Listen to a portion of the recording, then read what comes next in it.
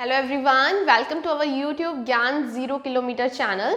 तो जैसा कि आपने देखा होगा, मैंने अपनी लास्ट वीडियो में सैम्पल पेपर फर्स्ट का आपको सोल्यूशन दे दिया है। हम एमपीटी के मॉडल सैम्पल पेपर सॉल्व कर रहे हैं अपनी इस वीडियोस में। तो आज मैं आपको इसका सेकंड सैम्पल पेपर का सोल्यूशन देने वाली हूं। लेकिन मैं आपको ये बता दूं कि इसके साथ साथ कुछ स्टूडेंट्स की ये डिमांड आ रही थी कि मैम आप इसका सेक्शन ए सॉल्व ना कीजिए। तो उनको मैं बता दूँ कि अगर आपका सेक्शन ए प्रिपेयर है तो आप उतना पार्ट स्किप कर सकते हैं। सेक्शन बी से अपनी प्रेपरेशन कीजिए, सेक्शन बी को अच्छे से वीडियो से समझ लीजिए। अदरवाइज हम इस चैनल पे अपना सेक्शन ए भी सॉल्व करेंगे उन बच्चों के लिए जिनको सेक्शन ए में भी प्रॉब्लम आ रही है। तो मैं आपको बता दूं, मेरी इस वीडियो में आपको सेक्शन ए बी सी तीनों के सोल्यूशन मिलने वाले हैं सैम्पल पेपर्स के। अदरवाइज जो हमारा सेक्शन डी है वो मैं सॉल्व नहीं करूंगी because it is a quite lengthy और फ्रॉम द फिक्स्ड टॉपिक्स, वो आपको भी पता है कौन से टॉपिक में से क्वेश्चन आपको आने वाले हैं। तो सेक्शन डी की हम एक सेपरेटली आपके लिए बहुत ही अच्छे से वीडियो बना देंगे, वो भी हम अपलोड कर देंगे साथ में, ताकि आपका सेक्शन डी भी अच्छे से प्रिपेयर हो जाए। So let's start it today with the second model test paper. तो मैं इसका सेक्शन ए स्टार्ट करने जा रही हूँ। जैसा कि आपको पता है इसमें सबसे पहले एमसीक्यूज आते हैं। MCQ 16 MCQs, then 8 fill ups and 8 true false. I am just starting here with the very first question. तो जैसा कि मैंने आपको बताया था, रिलेशन फंक्शन में से ही हमेशा आपको फर्स्ट 2 एमसीक्यूज आएंगे। तो इसका एमसीक्यू भी फर्स्ट रिलेशन फंक्शन में से ही है। यहाँ पे आपको एफ एक्स दे रखा है x⁴ एंड f जो फंक्शन है वो रियल नंबर को बिलोंग कर रहा है। और उसके बाद उन्होंने पूछा ये फंक्शन चेक कीजिए 1 1 है या ऑन 2 है, या फिर ओनली 1 1 है, या फिर ओनली ऑन 2 है, या फिर कुछ भी नहीं है। तो इसे कैसे चेक करेंगे? फॉर एग्जाम्पल मैंने यहाँ पे ले लिया f2 की वैल्यू फाइंड आउट की है, because as we know that 2 is a real number. Next मैंने ले लिया f of -2 और उसमें भी -2 की पावर 4। दोनों का आंसर क्या आ रहा है? सेम। तो कहने का मतलब क्या आ रहा है कि हमने f of 2 जो लेट किया था और f of -2 ये इक्वल नहीं था, लेकिन इनके आंसर्स इक्वल आ रहे हैं। तो अगर आंसर्स इक्वल आ रहे हैं, f of x1 f of x2 के भी इक्वल होना चाहिए। Therefore it is not a 1 1। ठीक है जी। तो ये फंक्शन जो है वो 1 1 नहीं है, और it is also not a onto function because it is a fourth root, fourth power है x की। तो ये एक रियल नंबर को बिलोंग नहीं करता है, तो ये ऑन टू भी नहीं है। तो इसकी डी ऑप्शन आएगी, it is not 1 1 and not onto, neither 1 1 nor onto, right. तो इसका वेरी फर्स्ट पार्ट हो चुका है। इसका सेकेंड पार्ट यहाँ पे सॉल्व करने जा रही हूँ मैं। सेकेंड क्वेश्चन देखिएगा। सेकेंड क्वेश्चन में है आपके पास एक ए फंक्शन दे रखा है रिलेशन के लिए a, b, where all a, b belongs to natural number. तो ये आपको एक रिलेशन सा दे रखा है, उन्होंने बोला हुआ है कैपिटल ए लेट कर लीजिए, उसमें स्मॉल ए बी क्या होते हैं? ये जो ऑर्डर्ड पेयर होते हैं। लेकिन उन्होंने बोला वहाँ पे स्मॉल ए बी दोनों बिलोंग करेंगे नेचुरल नंबर को। नेचुरल नंबर को बिलोंग तो करेंगे, ये तो हमें क्लियर हो गया, हम कुछ भी ऑर्डर्ड पेयर बना सकते हैं। लेकिन इसके साथ साथ ए बी का एक रिलेशन गिवन होता है जो कि इस क्वेश्चन में गिवन नहीं है, जिसके अकॉर्डिंग हम ऑर्डर्ड पेयर जनरेट करेंगे। ऐसे ऑर्डर्ड पेयर इनफाइनाइट हो जाएंगे, 1 1 1 2 1 3, क्योंकि हमें कोई कंडीशन गिवन नहीं है। तो ऐसे क्वेश्चन में ये जो रिलेशन है ना तो रिफ्लेक्सिव होगा, ना सिमेट्रिक होगा, ना ट्रांजिटिव होगा, ये तीनों में से कुछ भी नहीं होगा। और इक्विवेलेंस तो होगा ही नहीं, क्योंकि ये RST की कंडीशन फुलफिल नहीं कर रहा है। तो इसकी ऑप्शन आ जाएगी none of these, that is the D option. अब मैं इसका थर्ड पार्ट सॉल्व करने जा रही हूँ यहाँ पे एमसीक्यूज का।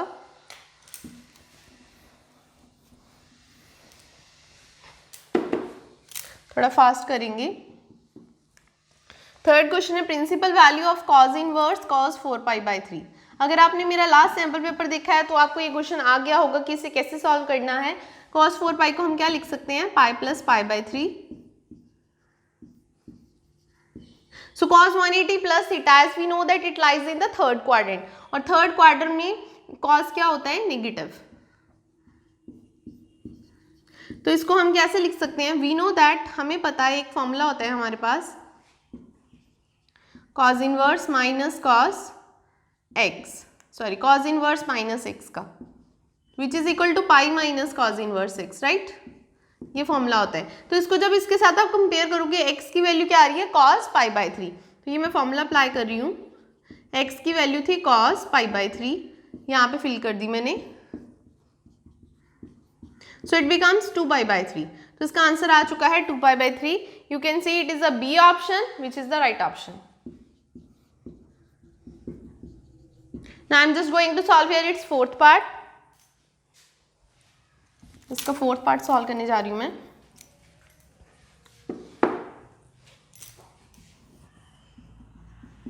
फोर्थ पार्ट में क्या दे रखा है, फोर्थ पार्ट का रिपीटेड क्वेश्चन ही है, वो सेम हमने लास्ट सैंपल पेपर में भी किया था डिटर्मिनेंट में से, तो आई होप आपको आता ही होगा।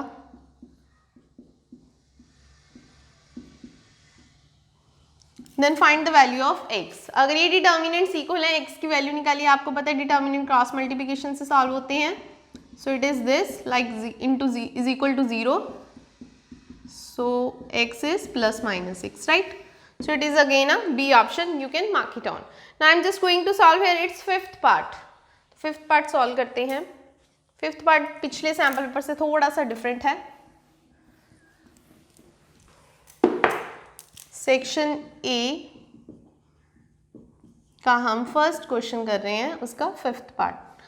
If A is equal to cos alpha, sin alpha minus sine alpha and cos alpha, and condition दे रखी है a plus A transpose I के इक्वल है, देन आपको बताना है अल्फा की वैल्यू क्या है, right? a plus A transpose का मतलब क्या होता है, रोज को कॉलम में चेंज करना और कॉलम को रोज में चेंज करना, that is the transpose of matrix. तो मैं डायरेक्ट कंडीशन लिखूंगी और वैल्यू पुट कर रही हूँ।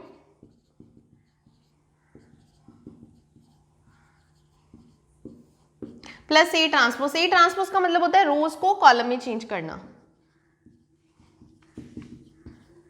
तो मैंने चेंज कर दिया है अकॉर्डिंग टू क्वेश्चन। मैंने एडिशन भी कर दी, is equal to I means identity matrix, उसका ऑर्डर वही होगा जो ऑर्डर आपका ए के मैट्रिक्स का है, लाइक दिस। इनको हम ऐड करेंगे, फर्स्ट एलिमेंट में फर्स्ट एलिमेंट ऐड होता है, so it becomes 2 cos alpha minus sin alpha plus sin alpha is 0, sin alpha minus sin alpha 0, cos alpha plus cos alpha is 2 cos alpha. Now just equating both two matrices, इसको हम क्या करेंगे, equality of matrices के according first element 1 के equal आ जाएगा, सो 2 उधर जाके divide हो गया, इट बिकम्स 1/2, राइट? अब cos थीटा 1/2 कहाँ पे होता है, 60 डिग्री पे, और 60 डिग्री को हम क्या लिखते हैं, π/3,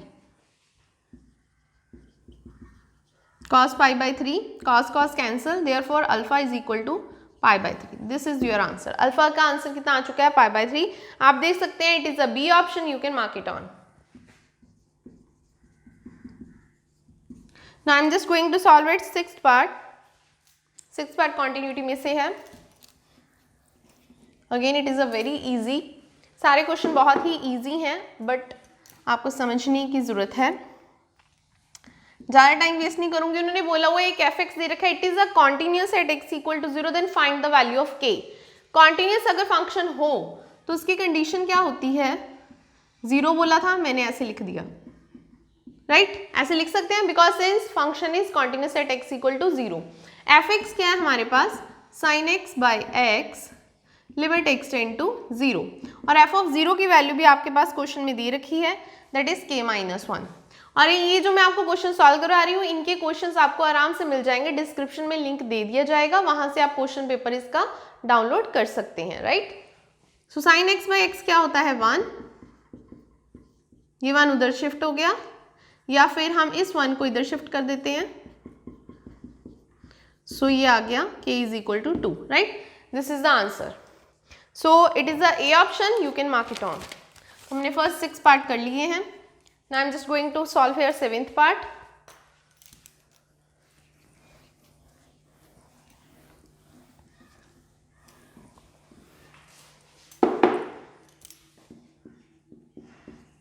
सेवेंथ पार्ट देखिएगा, derivative of cos root x. इसका डेरिवेटिव निकालना है, सबसे पहले वायलेट कर लेते हैं, डिफ्रेंशिएट कर देंगे।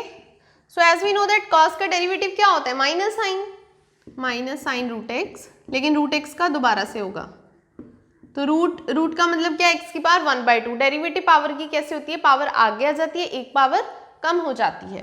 सो according to this -1/2 sine root x, एक पावर कम हो जाएगी, मतलब -1/2। यू कैन राइट इट, और ये पावर नीचे आ जाएगी लाइक दिस। तो ये आंसर आ जाएगा इसका। ठीक है जी, this is the A option, you can mark it on. Right, now I am just going to solve here 8th part, 8th MCQ। तो मैं MCQs की ऑप्शंस देने में टाइम वेस्ट नहीं करूंगी, डायरेक्ट सॉल्व ही करवा रही हूं आपको।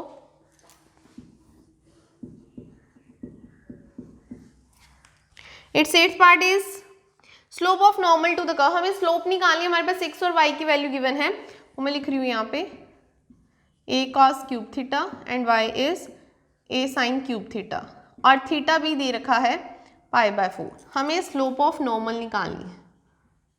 तो लास्ट सैम्पल पेपर में भी हमने नॉर्मल की स्लोप निकाली थी, हमें फॉर्मूला पता है इसका, -1/dy/dx होता है। तो सबसे पहले हम क्या करेंगे, x को डेरिवेटिव कर रहे हैं with respect to theta, a as it is, cos cube theta का डेरिवेटिव क्या हो जाएगा, 3 cos स्क्वायर थीटा। क्योंकि पावर एक आगे आ जाती है, एक पावर कम हो जाती है, cos क्यूब का ये आ गया, और cos को दोबारा से करेंगे that is minus sine theta. Similarly dy/d theta कैसे आएगा, ये वाला a as it is, sine cube theta का डेरिवेटिव 3 sin स्क्वायर थीटा, एक पावर कम होगी, साइन का डेरिवेटिव क्या होता है, cos। राइट, dx/d थीटा आ गया, dy/d थीटा आ गया, dy/dx निकालने के लिए इन दोनों को करेंगे divide.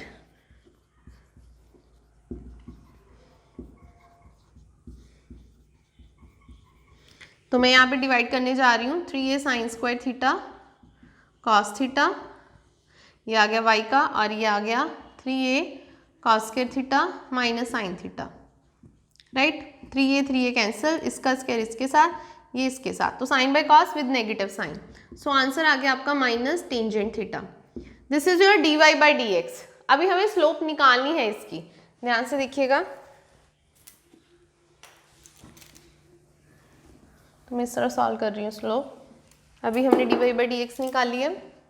Slope of normal, as we know that slope of normal का फॉर्मूला होता है -1/dy/dx। So it becomes -1/tan theta, और ये भी नेगेटिव के साथ है, negative negative cancel, but here the theta is π/4। Just substitute its value tan 45। So as we know that tan 45 is 1, तो 1/1 इज 1। सो इसका आंसर आ चुका है 1, 8th पार्ट का। तो इसकी ए ऑप्शन आएगी। अगर किसी ने सैम्पल पेपर में से देखा तो बता दूं कि इसका आंसर गलत दे रखा है, उसमें 3 दे रखा है, 3 आंसर नहीं आएगा, 1 आंसर आएगा। राइट, तो अभी मैं 9th पार्ट करने जा रही हूँ। Integration of sine mx dx, बहुत ही सिंपल क्वेश्चन। साइन की इंटीग्रेशन क्या होती है, minus cos theta. Right, so it becomes minus cos mx, और जो x का कॉफिशिएंट होता है वो डिनोमिनेटर में आ जाता है। दैट्स इट, छोटा सा आंसर है इसका। तो ये आंसर आ गया है C option, you can mark it on. Now I am just going to solve here it's 10th part. -1 to 1 sin 5x cos 4x dx is equal to, ये हमें क्वेश्चन सॉल्व करना है। ये है डेफिनेट इंटेग्रल में से, इसमें property use होगी। ध्यान से देखिएगा, हमारे पास एक प्रॉपर्टी होती है is equal to 0 to a fx dx। ये तब होता है जब आपका जो फंक्शन है वो इवन हो। उस तरफ से इरेज कर रही हूँ।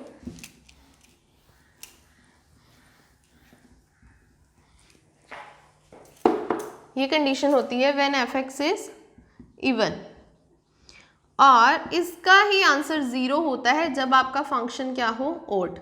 अब इवन ऑड का कैसे कंसेप्ट क्लियर होगा, कैसे चेक करेंगे, ध्यान से देखना।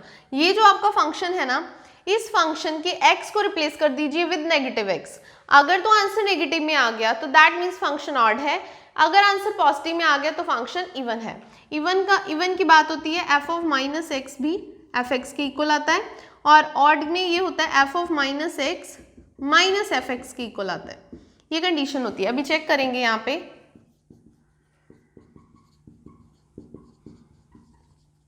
This is your fx। अब मैं f ऑफ माइनस एक्स निकालने वाली हूँ, अभी कॉस जो होता है ना, कॉस माइनस थीटा, तो वैसे भी कॉस थीटा होता है, ऊपर से पावर भी इवन है, तो ये तो प्लस हो जाएगा, लेकिन ये नेगेटिव हो जाएगा, तो ये आएगा नेगेटिव, मतलब कि आपका एफ ऑफ माइनस एक्स जो आया है वो किसके इक्वल आ गया है, माइनस एफ एक्स के इक्वल दिस। तो ये कंडीशन है ऑड की, तो ऑड की कंडीशन फुलफिल हो रही है, तो दैट मीन्स इसका डायरेक्ट आंसर क्या हो जाएगा, 0। तो इसका आंसर आएगा 0 बिकॉज फंक्शन ऑड है, ऑड फंक्शन, राइट। उसके बाद इसकी ऑप्शन चेक कर लेते हैं, this is the C option, right. Now I am just going to solve it's 11th part.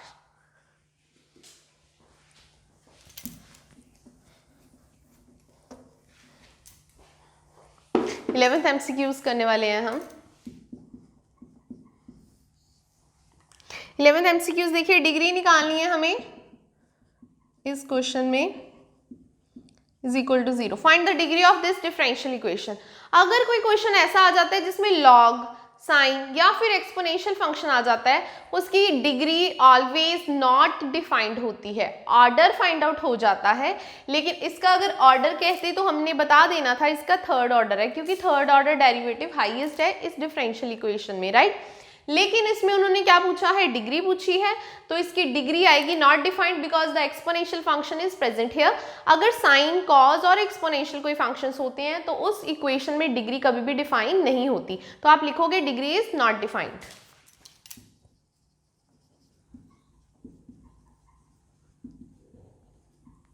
Right. Now I am just going to solve here it's 12th part, sorry 12th part करने जा रही हूं मैं।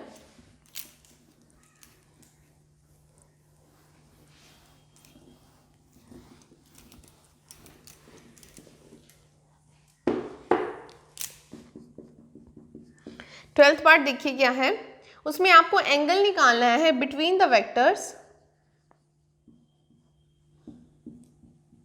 तो आपके पास vector है आई cap minus j cap and j cap plus k cap, तो इसमें आपको एंगल निकालना है। तो हम क्या करेंगे, लेट कर लेते हैं आपका फर्स्ट वेक्टर आई कैप माइनस जे कैप, और बी वेक्टर हम ले लेते हैं जे कैप प्लस के कैप।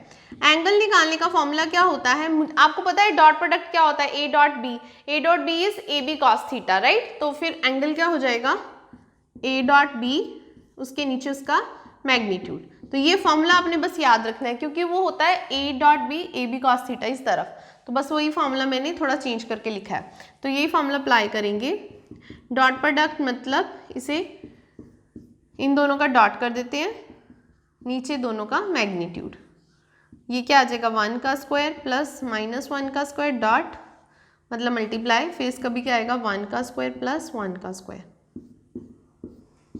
तो i माइनस जे, देखो यहाँ पे j है, i प्रेजेंट नहीं है, तो उसका डॉट मल्टीप्लीकेशन क्या हो जाएगी 0, j की j के साथ करेंगे क्या आ जाएगा -1, k वाला भी प्रेजेंट नहीं है तो सिर्फ -1 आएगा, नीचे √2 into √2, so it is -1/2, -1/2। Cos theta 1/2 कब होता है, 60 डिग्री पे, माइनस कॉस π/3। अब हमें ये पता है कॉस कौन से क्वाड्रेंट में नेगेटिव होता है, सेकंड क्वाड्रेंट में। आप इसे क्या लिख सकते हो नेगेटिव को पॉजिटिव करने के लिए, pi minus π/3, so cancel to each other, 3π minus pi क्या आ जाएगा 2π/3। सो आपका जो एंगल है बिटवीन वेक्टर्स वो आ चुका है 2π/3। तो मैं बता दूं this is the D option, you can mark it on. Now I'm just going to solve here its 13th part.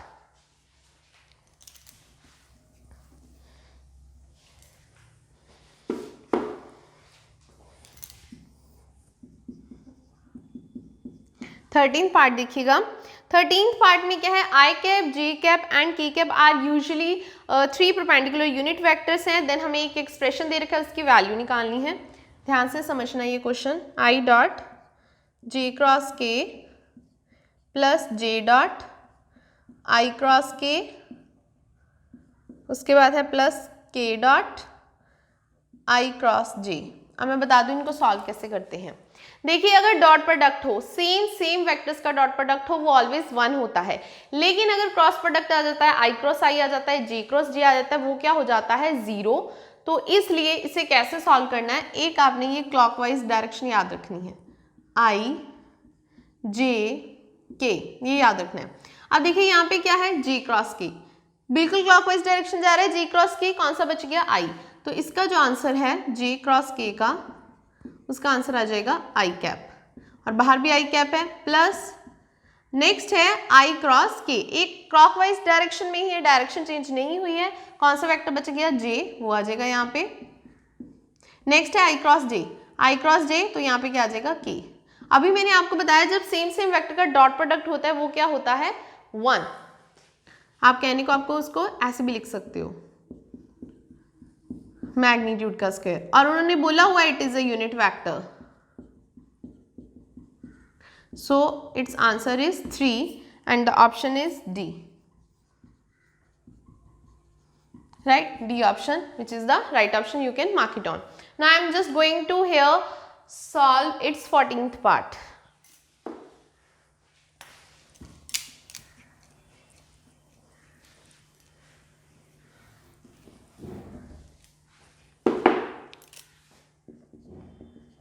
Its 14th part. In 14th part क्या बोला गया है, डायरेक्शन को साइंस ऑफ एक्स एक्सिस। मैं आपको बता दूं जब हम डायरेक्शन को साइंस निकालते हैं, डायरेक्शन को साइंस निकालने के लिए अगर एक्स एक्सिस बोला है तो एक्स 1 हो जाएगा, बाकी सारे 0। अगर वाई बोल देते तो वाई वाला 1 हो जाना था, बाकी सारे 0। जेड एक्सिस आएगा तो जेड वाला 1, बाकी सारे 0। तो इसको बस याद ही रखिए, इतना छोटा सा पार्ट है, राइट। नेक्स्ट 15th है, मैक्सिमम वैल्यू निकालनी है आपको z की, x + 2y, subject to constants है x + y ≥ 5, x > 0, y > 0। Basically ये जो x > 0 होता है और y > 0 होता है, इसका मीनिंग क्या होता है, फर्स्ट क्वाड्रेंट। अभी हम इसका ग्राफ ड्रॉ करेंगे। इसका ग्राफ ड्रॉ करने के लिए हमें क्या करना पड़ेगा, x + y = 5 लेट कर लेंगे, ठीक है। तो एक बार हमने x0 ले लिया, एक बार y0, x0 लेंगे y5 आ जाएगा, y0 लेंगे x5 आ जाएगा। सो इसका ग्राफ कुछ इस तरह से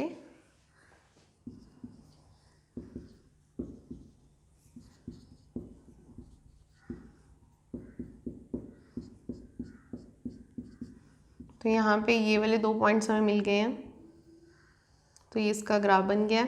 इसका शेडेड पोर्शन इस तरफ है, तो ये इसका शेडेड पोर्शन है।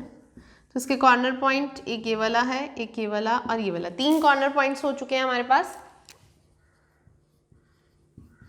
कॉर्नर पॉइंट्स लिख रही हूँ मैं यहाँ पे, A 0 0 ले लिया मैंने, एंड B मेरा है 5,0 और C मेरा है 0,5। अब इस पे हमें Z की वैल्यू चेक करनी है, to just find the maximum value, right. x + 2y, अभी हम यहाँ पे वैल्यू पुट करेंगे, 0 0 फिल करूँगी तो Z 0 हो जाएगा, जब मैं 5 फिल करूँगी तो Z 5 हो जाएगा, ये वाला 5 करेंगे तो 5 to 10 हो जाएगा। So maximum value is 10, right. तो मैक्सिमम वैल्यू कितनी आ चुकी है, 10। ऑप्शंस चेक कर लेते हैं, it is a B option which is the right option. Now I am just going to solve it's very last part of this MCQ का 16th part solve करने जा रही हूँ मैं।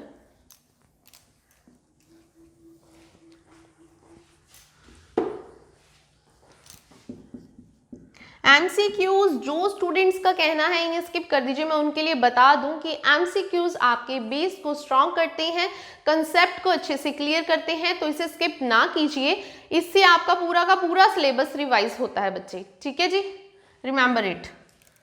नेक्स्ट क्वेश्चन है, ए बी 2 इवेंट्स है, probability A की आपको गिवन है, बी की भी गिवन है, and probability A union B is also given to you. आपको फाइंड करना है probability A/B which is a conditional probability. Conditional probability का फॉर्मूला क्या होता है हमारे पास, कंडीशनल प्रोबेबिलिटी का फॉर्मूला होता है A/B over probability B, right. ये कंडीशनल प्रोबेबिलिटी का फॉर्मूला होता है, लेकिन हमारे पास A/B नहीं है, उसे हम फाइंड आउट करेंगे पहले A यूनियन B का फॉर्मूला अप्लाई करके। We know that A union B का फॉर्मूला क्या होता है, A + B - इंटरसेक्शन। राइट। तो ए यूनियन बी तो दे रखा है, दैट इज 0.5, ए भी दे रखा है 0.2 प्लस 0.4 और इंटरसेक्शन हमें नहीं पता है। तो 4 + 2 कितना हो जाएगा 6।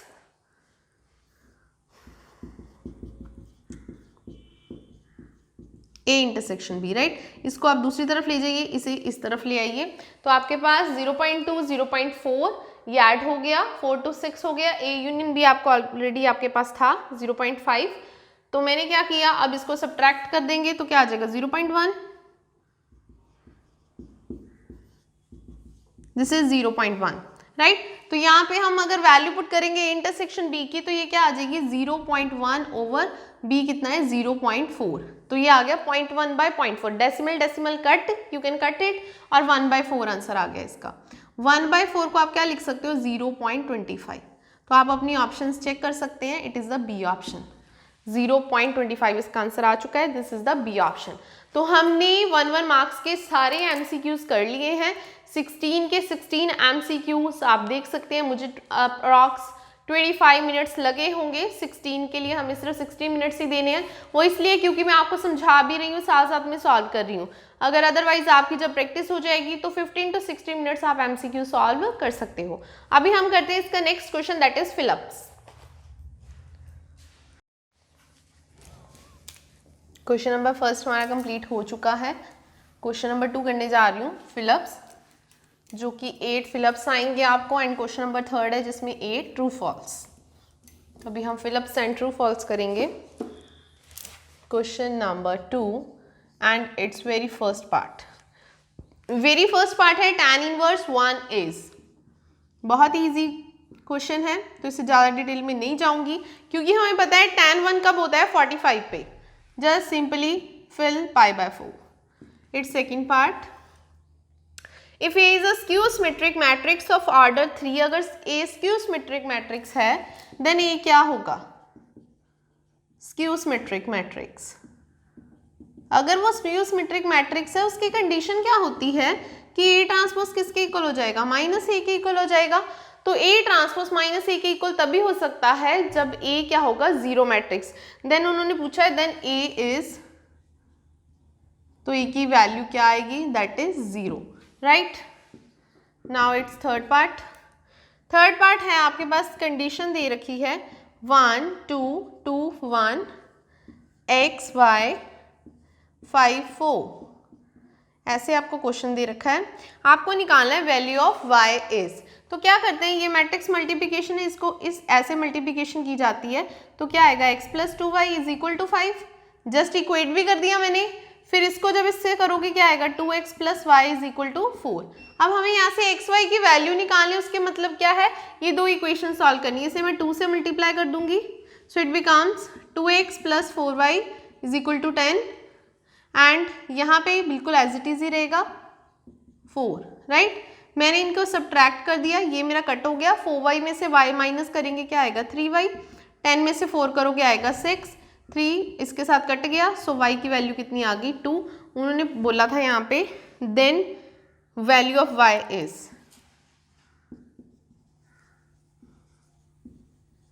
सो आंसर कितना आ जाएगा आपका 2। आप चेक भी कर सकते हो वो, लेकिन x निकालने के बाद चेक कर सकते हैं। हमें बेसिकली 2 इक्वेशन सॉल्व करनी थी, तो हमने 2 इक्वेशन सॉल्व कर ली हैं, हमने मल्टीप्लाई किया मैट्रिक्स मल्टीप्लिकेशन, देन इक्वेट और 2 से फिर से मल्टीप्लाई कर दिया और इसे सॉल्व कर दिया, राइट। फोर्थ पार्ट करते हैं। उन्होंने बोला है if y = 10x then dy/dx क्या होगा एट x = 0 पे, डेरिवेटिव क्या होता है 10x का, इट्स सीकेंट स्क्वायर x। उन्होंने साथ में ये भी बोला है at x = 0, that means it is secant square 0, और सीकेंट 0 की वैल्यू होती है 1, सो इसका आंसर आएगा 1, राइट। तो ये फोर्थ पार्ट हो चुका है। अभी करते हैं इसका फिफ्थ पार्ट, बहुत ही इजी है फिफ्थ पार्ट, 0 to 7 dx बस। अब 1 की इंटीग्रेशन क्या होती है x, लिमिट्स पुट कर देंगे, upper limit minus lower limit, so it is 7, तो आंसर कितना आ गया आपका 7। अभी हम करते हैं इसका six part, order find out करना है, इस तरफ कर रही हूँ मैं। डिफरेंशियल इक्वेशन दे रखी है आपको, ऑर्डर निकालना है।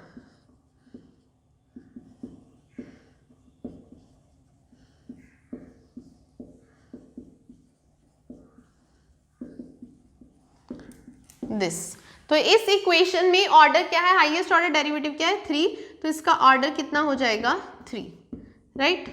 सेवेंथ पार्ट में डायरेक्शन को साइन जेड एक्सिस की पूछिए। मैंने आपको एमसीक्यूज में बताया था ना डायरेक्शन को साइन एक्स एक्सिस की कैसे थी, 1 0 0। जब जेड एक्सिस की होंगी वो क्या हो जाएंगी 0 0 1, ठीक है। जिस भी एक्सिस की पूछी होती है वहां पे 1 आ जाता है। Direction cosines of Z axis, तो ये क्या आ जाएगी 0 0 1। तो मैं आपको एक और चीज़ बता दूं कि ये जो फिलअप्स होते हैं इनके आंसर्स ऊपर दे रखे होते हैं आपके पास, उनमें से भी आप चूज करके नीचे फिल कर सकते हो। और कई बार होता है कि उसमें से आंसर नहीं होते, तो इसीलिए हमें अच्छे से समझ के करना पड़ता है, ठीक है। लास्ट इसका फिलअप है probability ace of spade is, ace of spade. As you know that कि स्पेड में एसेस कितने होते हैं, स्पेड में एस कितने होंगे, ओनली 1 होगा। टोटल कार्ड्स कितने होते हैं हमारे पास 52, तो इसका आंसर क्या आ जाएगा 1/52, राइट। तो ये थे ये आपके फिलअप्स भी आपके 8 के 8 हो चुके हैं। अब मैं आपको ट्रू फॉल्स बताऊंगी। अभी हम करेंगे क्वेश्चन नंबर 3 सेक्शन ए का।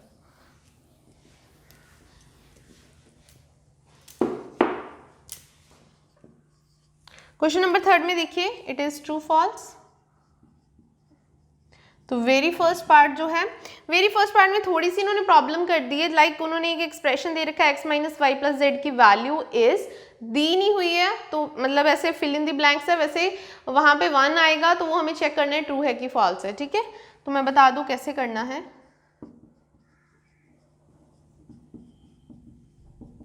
ये क्वेश्चन है, एक्सप्रेशन ये है,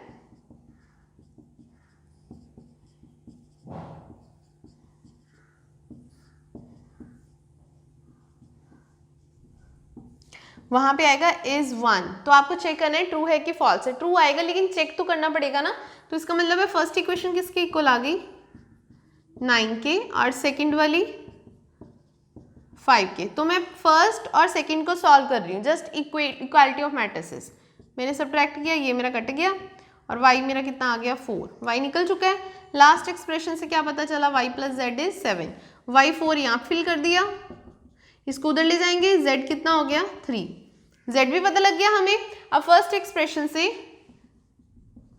वो क्या है 9, मैं यहाँ पे y की वैल्यू फिल कर रही हूँ 4 और z की वैल्यू 3, तो 4 + 3 कितना हो जाएगा 7, 7 उधर जाके क्या हो जाएगा सब्ट्रैक्ट 9 - 7 क्या हो गया 2, तो ये x y z की वैल्यू आ गई। और हमारा एक्सप्रेशन क्या था ये, तो x आ गया 2, y आ गया आपके पास 4 और z 3। So 2 - 4 is -2 + 3 which is equal to 1. Yes, it is true. इस तरह से थोड़ा सा हमें चेक करना पड़ सकता है ट्रू फॉल्स, ठीक है जी। It's second part. Second part क्या है, सेकेंड पार्ट बहुत इजी है, कहते हैं derivative of sin x is tan x। तो ये तो बहुत ही इजी है, हमें पता है साइन का डेरिवेटिव क्या होता है cos, so it is false.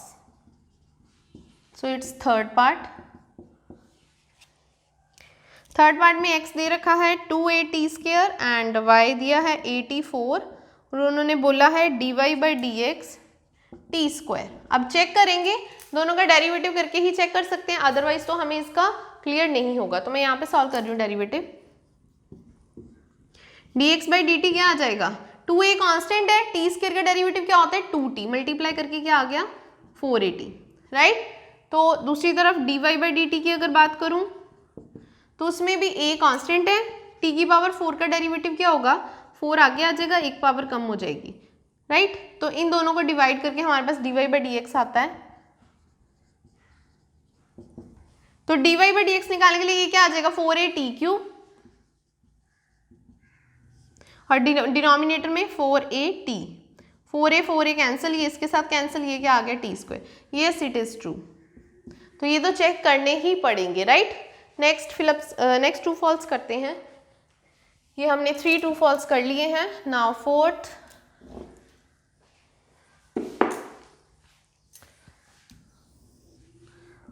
True false. Fourth देखिएगा x² dx दिया हुआ है x³ + c। यस, ये हम इंटीग्रेशन ऐसे ही चेक कर सकते हैं, पावर ऐड जरूर होती है लेकिन डिनोमिनेटर में भी ऐड होती है, यहाँ पे अगर x क्यूब है तो डिनोमिनेटर में भी क्या आएगा, पावर 3 आना चाहिए था। So it is false. Fifth true false. Fifth true false है differential equation is homogeneous, check करना है, ये आपको चेक करना है कि ये होमोजेनियस है या नहीं। यस इट इज होमोजेनियस जब y और x की डिग्री सेम होती है, न्यूमिनेटर हो और डिनोमिनेटर हो, चाहे कुछ भी हो, जब डिग्रीज इक्वल होती है वो क्या होता है, homogeneous. So it is true, right. अभी इसका सिक्स पार्ट में क्या है, if a is equal to b plus c, vectors दे रखे हैं, कहते हैं अगर ये ऐसे इक्वल है तो क्या ये जरूरी है कि इनका मैग्नीट्यूड भी इक्वल होगा, no it is a false. जरूरी नहीं है कि इनका मैग्नीट्यूड भी इक्वल होगा, हो सकता है बी और सी ऐड करने के बाद उसका मैग्नीट्यूड ए के इक्वल आ जाए, so it is a false condition. So seventh true false, distance दे रखा है प्लेन का 2x minus 3y plus 4z minus 6 equal to 0 from origin is. तो इसके लिए मैं बेसिकली आपको पहले फॉर्मूला बता दूं क्या होता है, कैसे करते हैं। ये जो होता है ये हमारा प्लेन होता है, प्लेन की इक्वेशन होती है ax plus by plus cz plus d is equal to 0। तो इसका फॉर्मूला होता है d over root a square plus b square plus c square और इसका मैग्नीट्यूड, दैट इज d क्या है आपका -6, a क्या है आपका 2 का स्क्वायर, b क्या है आपका -3 उसका स्क्वायर प्लस c क्या है आपका 4, इनके कॉफिशिएंट्स। इसको सॉल्व करोगे तो ये आएगा 2 2 ज़ा 4, 3 3 ज़ा 9, 9 प्लस 16 25, 25 प्लस 4 यहाँ पे आ जाएगा 25 प्लस 4 ये आ जाएगा 29, रूट 29 और इसका होता है मैग्नीट्यूड, नेगेटिव पॉजिटिव हो जाएगा, 6 बाई रूट 29 आएगा। उन्होंने यही बोला कि क्या इसका डिस्टेंस ये है, तो हम क्या लिख देंगे, true. Now it's a last true false, the point 78 lies in the half plane. कहते हैं इसमें लाई करता है या नहीं करता। आप जस्ट ये जो एक्स वाई की वैल्यू है ना 7 8 वो पुट करके देखिए, मैं यहाँ पे कर देती हूँ 8th पार्ट, हाफ प्लेन में जाने की जरूरत नहीं है, जस्ट सिंपली 7 8 है, यहाँ पे पुट करके देखते हैं। तो देखिए 14 24 माइनस 12 0, तो ये क्या है 7 हमने सब्स्टिट्यूट कर दिया, 14 आ गया, 8 3 24, उसको ऐड करेंगे यहाँ पे, जब हम इसको ऐड कर देंगे 24 माइनस 12 तो क्या हो जाएगा 12। तो ये तो कुछ इस तरह से कंडीशन बन रही है, ये कंडीशन यहाँ पे फुलफिल नहीं हो पाएगी। तो अब उसका उन्होंने हाफ प्लेन बोला है, हाफ प्लेन का मतलब है वो जो लीनियर प्रोग्रामिंग वाला क्वेश्चन नहीं होता उससे हम इसका ग्राफ बनाएंगे और देखेंगे वो उसमें लाई करता है नहीं। ऐसे भी चेक कर सकते हैं, अगर ऐसे कंडीशन नहीं पता चले तो ग्राफ से कर सकते हैं। तो मैं ग्राफ से बताती हूँ आपको ये क्वेश्चन, यहाँ से मैं थोड़ा इरेज कर रही हूँ। हाफ प्लेन बोला है तो इसका एक ग्राफ जनरेट कर लेते हैं, इसको इधर ले जाते हैं। तो कुछ एक्स वाई के पॉइंट लेने पड़ेंगे ग्राफ जनरेट करने के लिए, तो मैं हमेशा ऑलरेडी प्रेफर करती हूँ एक्स वाई 0, डायरेक्शन सही मिल जाती है। एक्स अगर 0 होगा तो वाई कितना हो जाएगा 4, वाई अगर 0 होगा तो एक्स हो जाएगा 6।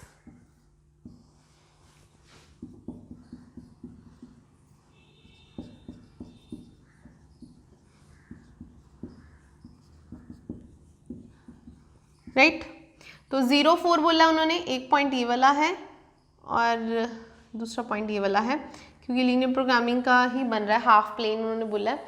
ये हमारी शेडिंग होगी। अब 7,8 आपको चेक करना है। देखो 7,8 आप करोगे तो वो 7 इधर आएगा, 8 इसके ऊपर आएगा, कुछ यहाँ पे आएगा, कहते इस तरफ आएगा ना 7,8, वो इसके हाफ प्लेन में, आधे प्लेन में लाई करता है या नहीं करता, क्योंकि आधा इधर है आधा उधर है, तो इसका आंसर क्या आ जाएगा, ट्रू।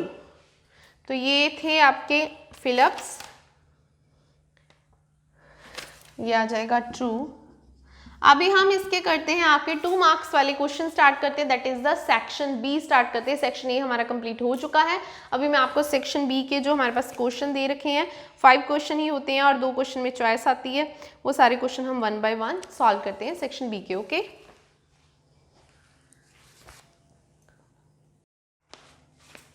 सेक्शन ए हमारा कंप्लीट है। अभी हम करेंगे section B, that is of 2 marks question. इसके 5 क्वेश्चंस हैं, चॉइस के साथ देखें तो टोटल 7 बन जाते हैं।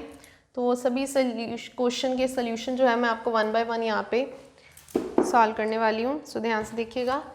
Section B, right. तो वेरी फर्स्ट क्वेश्चन है, क्वेश्चन नंबर 4 है, इफ कंडीशन है 2, मैट्रिक्स दे रखा है, हमेशा 2 मार्क्स का फर्स्ट क्वेश्चन जो है वो मैट्रिक्स में से ही होगा, which is equal to 7, 10, 0, 5, find करेंगे हम x minus y, right. This is the question. ये मैट्रिक्स का क्वेश्चन है, ध्यान से देखिएगा, बहुत ही ज्यादा इजी क्वेश्चन है। 2 के साथ पहले सबको हम मल्टीप्लाई कर देंगे, so it becomes 6, 8, 10, 2x, right. दूसरा matrix as it is proper procedure के साथ करेंगे। अब होगी यहाँ पे मैट्रिक्स एडिशन। मैट्रिक्स एडिशन क्या कहती है कि फर्स्ट एलिमेंट में फर्स्ट एलिमेंट ऐड, सेकंड में सेकंड, थर्ड में थर्ड एंड फोर्थ में फोर्थ। मतलब ये इसमें ऐड हो जाएगा 7 और ये इसमें ऐड हो जाएगा 8 + y, 10 + 0 10 and 2x + 1 as it is, ऐसे। Now here is the another matrix by using equality of matrix. अब हम यूज करेंगे इक्वालिटी ऑफ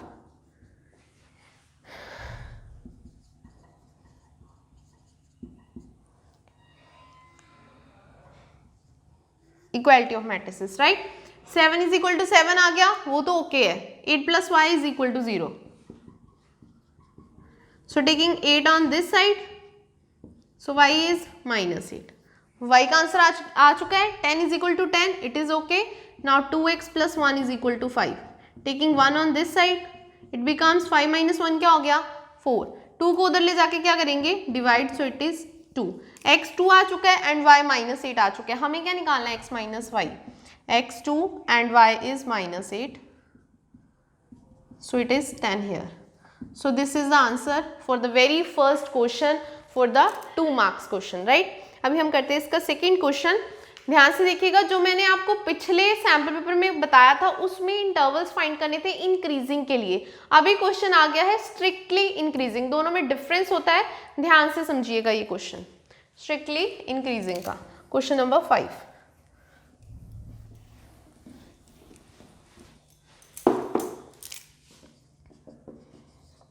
f(x) आपके पास है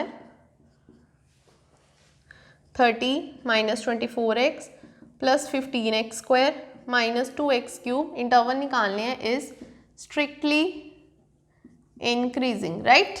अभी सबसे पहले तो वही स्टेप होगा डिफरेंशिएशन। 30 का 0 - 24, एक पावर आगे आ जाएगी 30x, इसकी पावर आगे आ गई 6x²।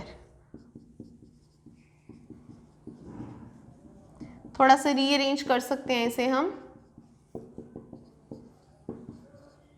उसके अकॉर्डिंग -6x² + 30x - 24। तो ये हमारा बन चुका है f'(x). नेक्स्ट कंडीशन क्या है फॉर स्ट्रिक्टली इंक्रीजिंग के लिए,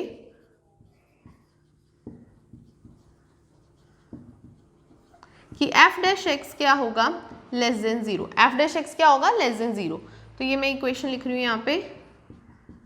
हमें पता है कि x का कॉफिशिएंट कभी भी नेगेटिव नहीं होना चाहिए, हम नेगेटिव कॉमन ले लेंगे या फिर हम नेगेटिव से डिवाइड कर सकते हैं। और लीनियर इक्वेशन में नेगेटिव के साथ मल्टीप्लाई या डिवाइड करने पर इनइक्वालिटी का साइन रिवर्स हो जाता है।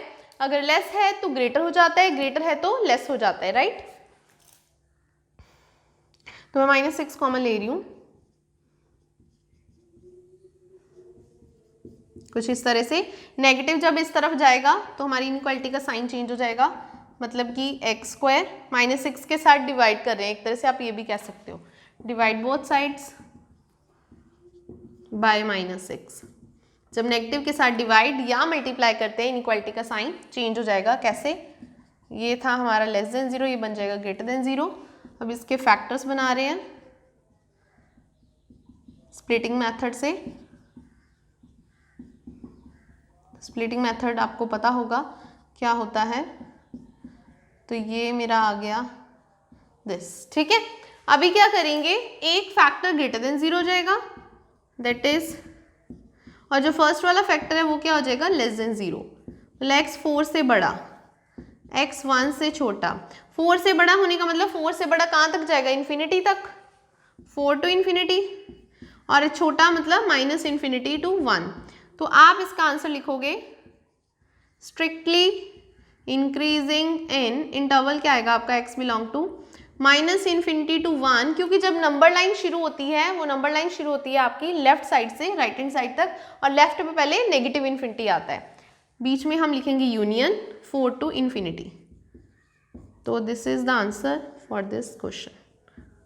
That's all about this question. This is the solution for the strictly increasing. Increasing करना हो तो बॉक्स बना के मैंने इंटरवल्स बनाए थे चेक करने के लिए, वो सिंपल मेथड होता है. स्ट्रिक्टली इंक्रीजिंग हो तो ऐसे सॉल्व करते हैं, राइट. इसकी ऑप्शन के साथ एक क्वेश्चन दिया हुआ है slope of normal to the curve. तो ये क्वेश्चन मैं सॉल्व नहीं करूंगी क्योंकि ये सेम क्वेश्चन मैं एमसीक्यूज में आपको ऑलरेडी बता चुकी हूँ. तो इसका आंसर क्या आएगा आपके पास 1 आएगा. तो अभी मैं 6 क्वेश्चन स्टार्ट करने जा रही हूँ, राइट. क्वेश्चन आपको मिल जाएंगे, उसका लिंक डिस्क्रिप्शन में आपको मिल जाएगा.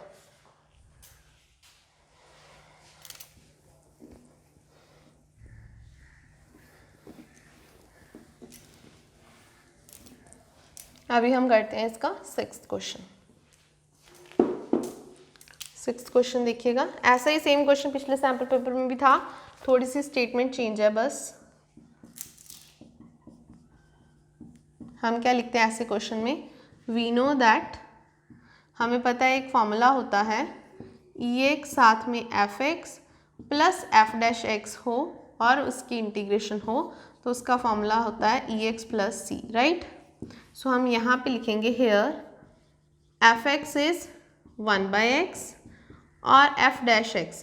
1/x का जब आप डेरिवेटिव करते हो तो x ऊपर चला जाएगा, x की पावर -1, वो पावर आगे आ गई -1, एक पावर कम हो जाती है -2, तो इसका डेरिवेटिव बनता है -1/x², दिस, ठीक है. देयरफॉर इसका जो आंसर है तो वो क्या आ जाएगा, Ex साथ में 1/x plus c. That's all about this answer. अब इसका जो चॉइस वाला क्वेश्चन है वो मैं बताती हूँ आपको. और वाला क्वेश्चन इंटीग्रेशन बाय पार्ट से आया हुआ है, लास्ट सैंपल में भी पार्ट्स था तो इसमें भी वही है, तो इसे सॉल्व करते हैं. तो इंटीग्रेशन बाय पार्ट्स के अकॉर्डिंग आइलेट, तो यहाँ पे x क्या है अलजेब्रिक फंक्शन, साइन क्या है ट्रिग्नोमेट्रिक फंक्शन. अलजेब्रिक पहले आ रहा है, आइलेट होता है uv सेलेक्ट करने के लिए, so it is u and it is v. As we know that formula क्या होता है इसका, u integral of v minus integral derivative of u then integral of v whole का इंटेग्रल. थोड़ा सा ऊपर लिख देते हैं ये, ठीक है. अभी हम जस्ट वैल्यू सब्स्टिट्यूट करेंगे. u क्या है आपका x, v आपका sin 3x,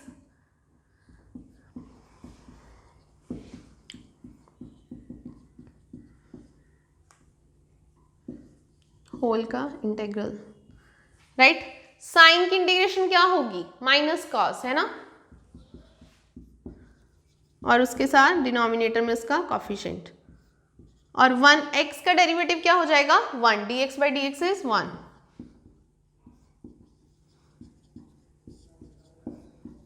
तो ये नेगेटिव नेगेटिव पॉजिटिव और 3 बाहर आ जाएगा.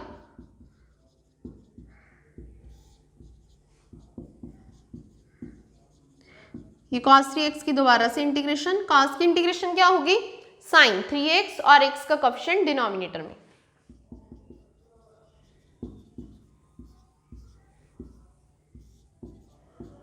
तो ये आ जाएगा sin 3x, एक और 3 आ जाएगा डिनोमिनेटर में प्लस c, राइट. ये हमारा क्वेश्चन का आंसर बन गया. प्रॉपर आंसर मैं यहीं पे लिख रही हूँ इस साइड, तो वो जो पॉजिटिव वैल्यू है वो मैं आगे लिख रही हूँ पहले, साथ में 1/9 फिर -x cos 3x/3 plus c. That's all about this answer. तो ये जो चॉइस में क्वेश्चन था वो भी आपका कंप्लीट हो चुका है, integration by parts.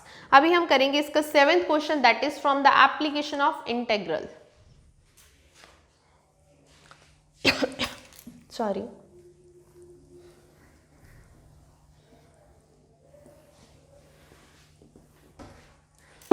Seventh question देखिएगा. Find the area of region bounded by the parabola line y is equal to 4. It is equation of upward parabola. पहले हमें ये लिखना पड़ेगा कौन सी इक्वेशन किस चीज़ की है, तभी हम उसका डायग्राम ड्रॉ कर सकते हैं. Upward parabola y is equal to x square, or you can say x square equal to 4ay. This is the equation of line which is parallel to x axis. x axis के parallel है. अभी हम इसका diagram generate करते हैं. Upward parabola x, x dash 0, y, y dash. तो यहाँ पे 1 2 3 4, ये आ गया आपका 4. तो यहाँ पे ये वाली लाइन जनरेट हो जाएगी which is parallel to x axis, right. ये इसके इंटरसेक्शन पॉइंट्स हैं. अब इंटरसेक्शन पॉइंट्स कैसे निकालने हैं वो मैं आपको बताती हूँ. फॉर इंटरसेक्शन पॉइंट, उसके लिए हम इक्वेशन सॉल्व करेंगे. सॉरी,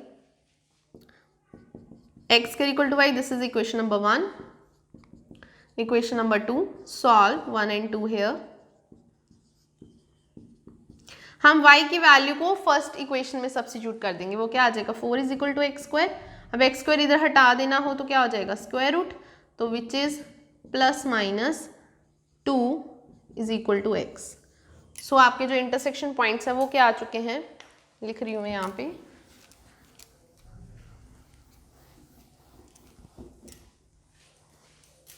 नाउ ये जो हमारे ए बी पॉइंट्स हैं, अब हम ये लिखेंगे इंटरसेक्शन पॉइंट्स आर, जो आपका ए पॉइंट है इस तरफ आपका एक्स क्या है, नेगेटिव, तो आप लोगे -2 और वाई आपका 4 है. और जो बी है इस तरफ आपका एक्स क्या होता है, पॉजिटिव. ठीक है, तो वहां पे आप एक्स लोगे 2 और वाई 4.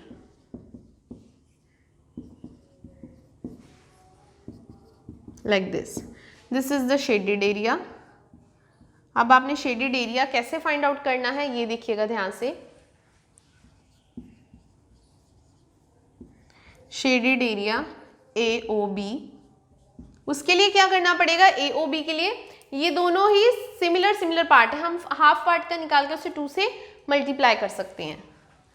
2 इंटू एरिया ले लेते हैं हम OB, यहाँ पे आप ले लो C. ठीक है, BOC. ठीक है, अभी क्या करेंगे, BOC के लिए मैं लिमिट ले रही हूँ 0 से लेके 4 तक. y की लिमिट्स ले रही हूँ, मतलब मैं यहाँ पे जनरेट कर देती हूँ वर्टिकल लाइन. मैं यहाँ पे वर्टिकल लिमिट्स ले रही हूँ y की 0 से लेके 4 तक, क्योंकि y मेरा क्या है 0 से लेके 4, और बीच में मैंने x लिख दिया और dy. यही पैटर्न होता है हमारा. x की वैल्यू कहाँ से आएगी, फ्रॉम इक्वेशन 1 से.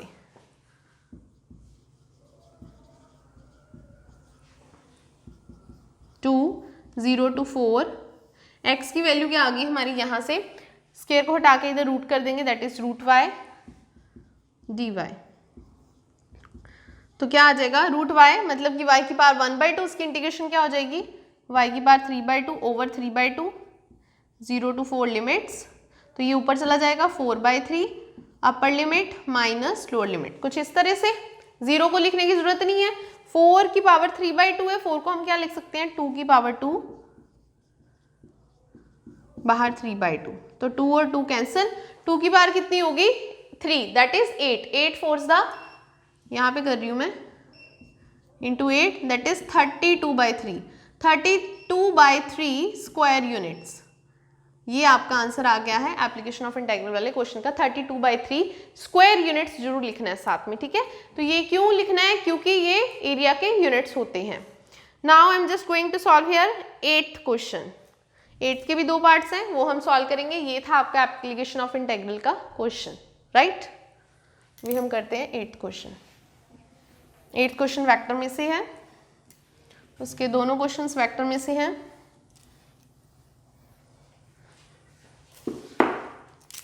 तो पहले मैं फर्स्ट वाला करने वाली हूँ. यहाँ पे डायरेक्शन को साइंस ऑफ वेक्टर. सबसे पहले उन्होंने ये बोला है, डायरेक्शन को साइंस बताइए वेक्टर की. वेक्टर है आपका i plus j plus 2k. तो मैं बता दूँ डायरेक्शन को साइंस बतानी है तो इनके कॉफिशिएंट्स लिख देंगे सिंपली. तो ये फर्स्ट पार्ट का आंसर आ गया, राइट. नेक्स्ट में बोला हैंस इट्स डायरेक्शन को साइंस. तो वो क्या आएंगी, ऐसे ही बस घुमा के क्वेश्चन दे दिया है. ये आपकी होती है A B C. ठीक है, तो उसका फॉर्मूला क्या होता है, a over root a square plus b square plus c square. तो ये डायरेक्शन को साइंस नहीं, ये डायरेक्शन रेशोज है एक्चुअल में, ये डायरेक्शन रेशोज हैं। उन्होंने डायरेक्शन को साइंस लिखा हुआ है क्वेश्चन में और डायरेक्शन को साइंस ऐसे निकलती है, राइट। वो डायरेक्शन रेशो थी। तो पहले मैंने को साइंस इसलिए लिख दिया ताकि आपको पता चल जाए क्वेश्चन में क्या है बट आना क्या है।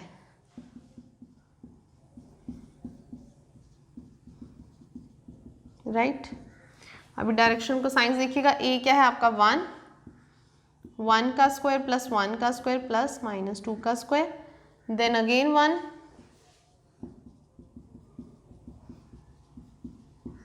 Then -2,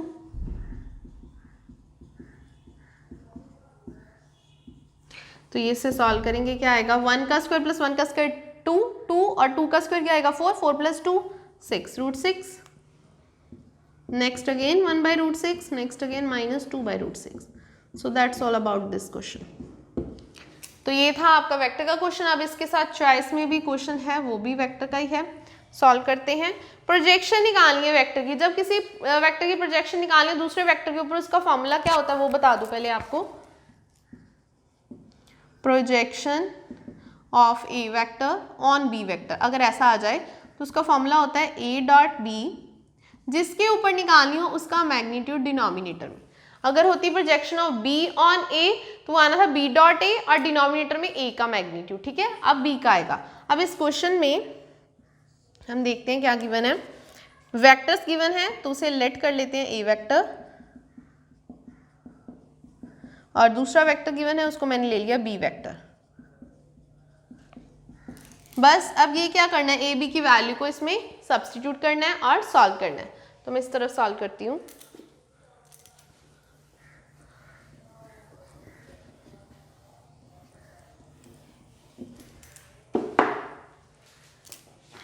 A dot b divided by b magnitude, that is a क्या है I plus 3j plus 7k dot 2I minus 3j plus 6k divided by b magnitude. B magnitude मतलब स्क्वायर रूट ऑफ 2 का square -3 and 6।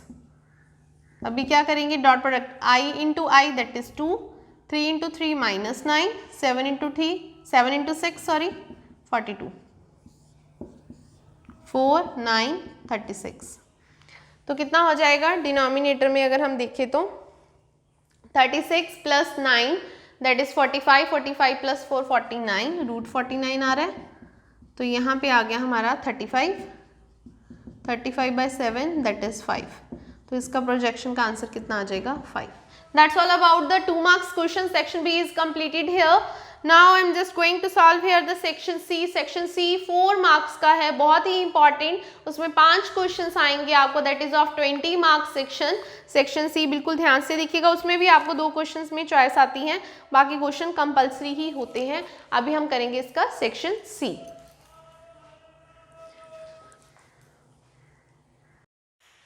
तो अभी हम करते हैं इसका section C, that is of 4 marks. तो उसमें भी 5 क्वेश्चंस हैं, तो 2 क्वेश्चंस में चॉइस है। तो अभी में हम 4 मार्क्स वाले क्वेश्चंस करेंगे। बिल्कुल ध्यान से देखिएगा, ये बहुत इंपॉर्टेंट है। 20 मार्क्स का सेक्शन है आपके लिए। This is section C, 4 marks each question. तो अभी मैं क्वेश्चन स्टार्ट करने जा रही हूँ यहाँ पे। Question number 9, question number 9 inverse trigonometry में से है। यहाँ पे क्वेश्चन नंबर 9 में बोला गया है proof that,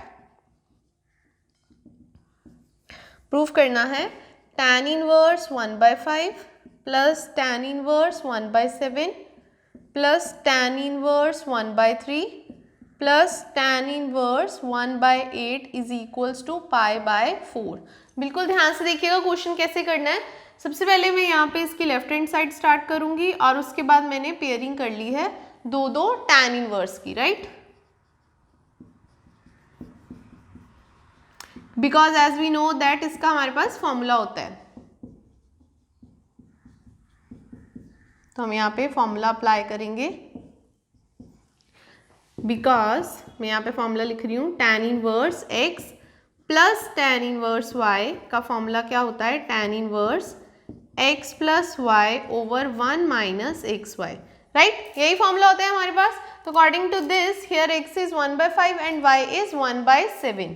Just applying the formula here, 1/5 plus 1/7 over 1 minus 1/5 into 1/7 plus tan inverse 1/3 plus 1/8 over 1 minus 1/3 into 1/8. इसे सॉल्व करेंगे, राइट। tan इनवर्स 5 और 7 का मैंने एलसीएम ले लिया 35, 7 प्लस 5 कितना हो गया 12, यहाँ पे 1 माइनस 1/35, इसे सॉल्व करेंगे 35 माइनस 1 दैट इज 34/35, ये कैंसिल हो जाएंगे। यहाँ पे एलसीएम आ गया 24, तो क्या आएगा 8 इधर 3 इधर 8 प्लस 3 11, 1 माइनस 1/24 उसको सॉल्व करोगे आएगा 23/24, तो ये कैंसिल हो चुका है। अभी हमारे पास आंसर आ चुका है tan inverse 12/34 plus tan inverse 11/23। उस पर अगेन फिर से यही वाला फॉर्मूला अप्लाई हो जाएगा tan inverse x plus tan inverse y का, राइट। तो वो फॉर्मूला अप्लाई करते हैं। तो मैं इसे इरेज करूंगी, थोड़ा सा ध्यान से देखिएगा, इरेज करने की जरूरत पड़ेगी हमें क्वेश्चन के लिए। जो लास्ट में एक्सप्रेशन लिखा है वो मैं यहाँ पे लिख रही हूँ, tan inverse 12/34 plus tan inverse 11/23। Again apply कर रही हूँ फॉर्मूला, लेफ्ट हैंड साइड ही सॉल्व कर रहे हैं। 12/34, हम चाहें तो इसको कटिंग कर सकते हैं, तो 6/17 लिख देते हैं, थोड़ा शॉर्ट हो जाएगा। 11/23, 1 माइनस 6/17 इंटू 11/23, राइट। तो इसका क्या करेंगे, 17 और 23 का एलसीएम लेंगे, वो आएगा 391। यहाँ पे हमारा एलसीएम आ चुका है इसका 391। 17 को 391 से करेंगे 23, 23 को 6 से करोगे तो आ जाएगा आपका 168 प्लस 391 को 23 से डिवाइड करोगे तो फिर आपका जो आंसर आएगा वो उसे 11 से हमें मल्टीप्लाई करना पड़ेगा, आएगा 187। सॉरी यहाँ पे 3 आएगा, 138 और 187। डिनोमिनेटर में 1 माइनस 66, कहने का मतलब 391 माइनस 66 ओवर 391, राइट। इसे सॉल्व करेंगे, इसे सॉल्व करके यहाँ पे आ जाएगा tan इनवर्स 325/391, डिनोमिनेटर में भी आ जाएगा 325/391। तो ये सारा का सारा कट गया, तो ये क्या बन गया, tan inverse 1, it becomes tan inverse 1, और tan इनवर्स 1 क्या होता है, which is π/4 and which is your right hand side. Hence proved, आपका क्वेश्चन कंप्लीट हो चुका है, that is of 4 marks. 4 marks का वेरी फर्स्ट क्वेश्चन हमेशा इनवर्स ट्रिग्नोमेट्री में से ही आएगा, तो उन क्वेश्चंस को प्रिपेयर कीजिए। नेक्स्ट क्वेश्चन नंबर 10 जो है वो डेरिवेटिव में से, उसमें 2 क्वेश्चन है चॉइस के लिए, तो हम दोनों क्वेश्चन सॉल्व करेंगे।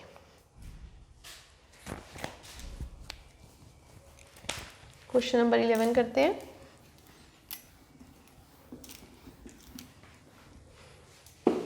ध्यान से समझ के कीजिए क्वेश्चंस, मैं 11th यहाँ से स्टार्ट कर रही हूँ। फर्स्ट क्वेश्चन है differentiate sine inverse 2⁻x + 1 over 1 + 4⁻x with respect to x, right. ये वाला क्वेश्चन है हमारा। अब मैं क्या करूँगी, सबसे पहले इसको वायलेट कर रही हूँ, ध्यान से समझेगा।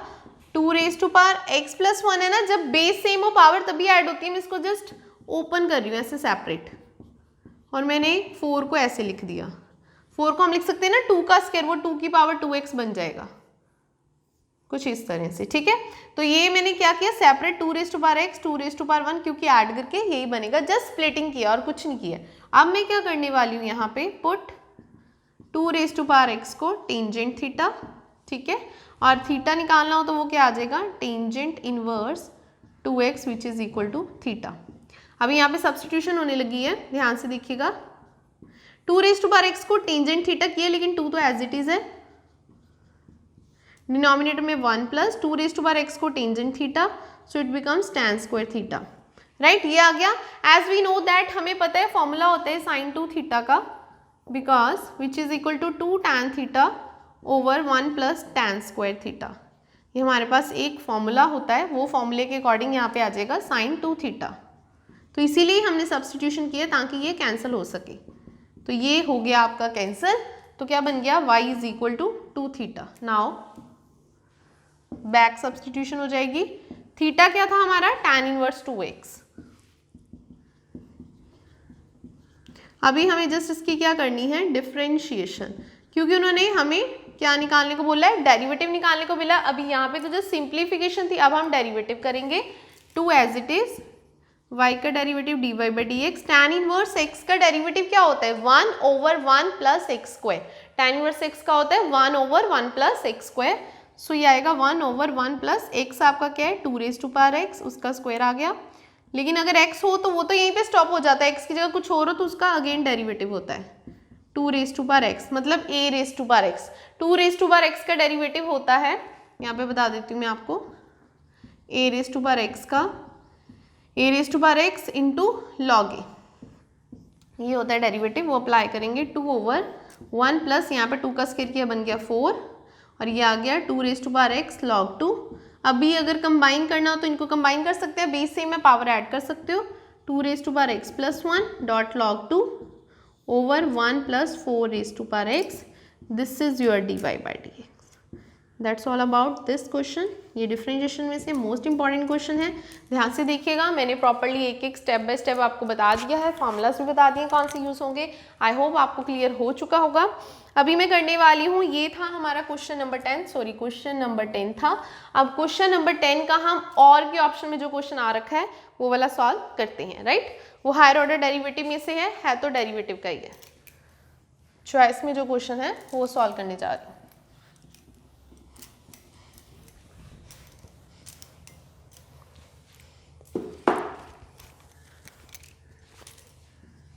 और वाला क्वेश्चन है क्वेश्चन नंबर 10 का। क्वेश्चन है if y is equal to sine inverse x whole square, then आपको प्रूफ करना है, proof that 1 minus x square d square y by d x square minus x d y by d x minus 2 is equal to 0। बहुत ही important question है ये, most important question है, ध्यान से समझिएगा। बहुत ही इजी वे में मैं आपको बताऊंगी, डिटेल में नहीं जाएंगे, ज़्यादा लेंथी नहीं लेके जाएंगे, बहुत शॉर्ट वे में बताऊंगी, ध्यान से समझना है बस। करना क्या है, सबसे पहले ये इक्वेशन है लिख ली मैंने, और सबसे पहले मैं इसका करने लगी हूँ differentiation with respect to x। मैं डेरिवेटिव कर रही हूँ, राइट। y का derivative dy by d x. हमें पता है पावर का डेरिवेटिव क्या होता है, पावर आगे आ जाती है तो एक पावर कम हो गई, साइन इनवर्स x का दोबारा होगा। एक एक स्टेप बता रही हूँ, बस समझना है अच्छे से। साइन इनवर्स x का डेरिवेटिव क्या होता है, 1 over under root 1 minus x square, right. यहाँ तक आई होप आपको क्लियर हो चुका होगा। नेक्स्ट स्टेप में क्या करूंगी, इसको मैं इधर मल्टीप्लाई करने वाली हूँ। जब भी रूट वाले कोई क्वेश्चन आ जाए, ऐसे रूट में कुछ आ जाए डिनोमिनेटर में, हमेशा मल्टीप्लाई कर दीजिए। सो इट बिकम्स,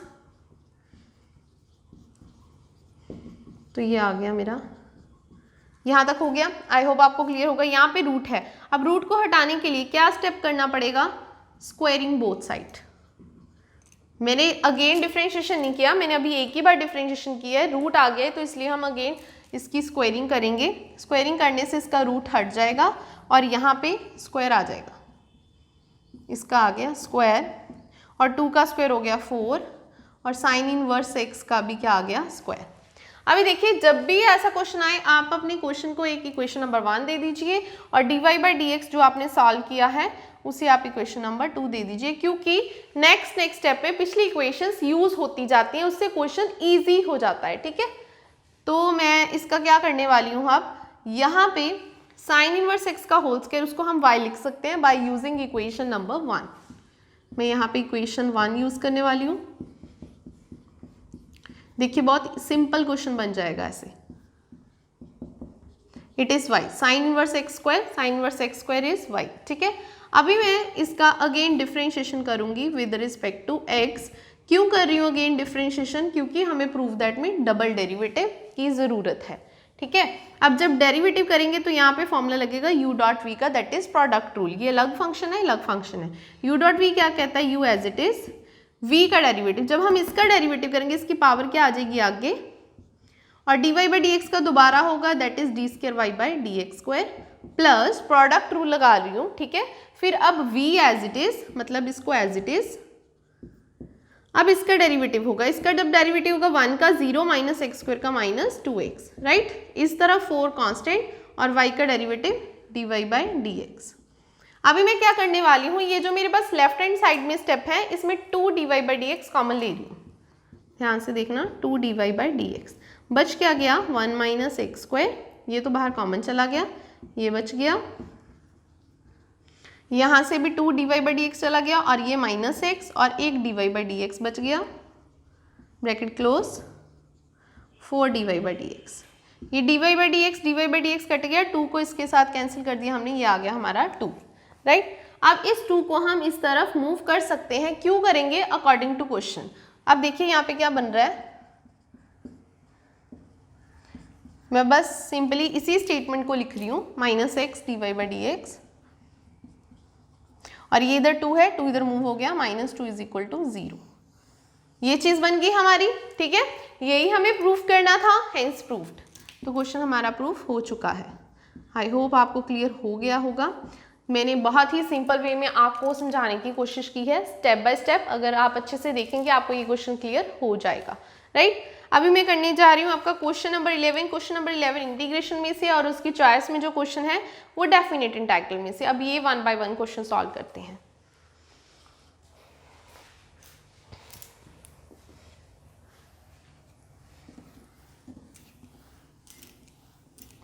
इंटीग्रेशन के ये वाले क्वेश्चन जो 4 मार्क्स होते हैं, थोड़े लेंथी होते हैं और ट्रिकी होते हैं, मैंने पहले भी आपको बताया था।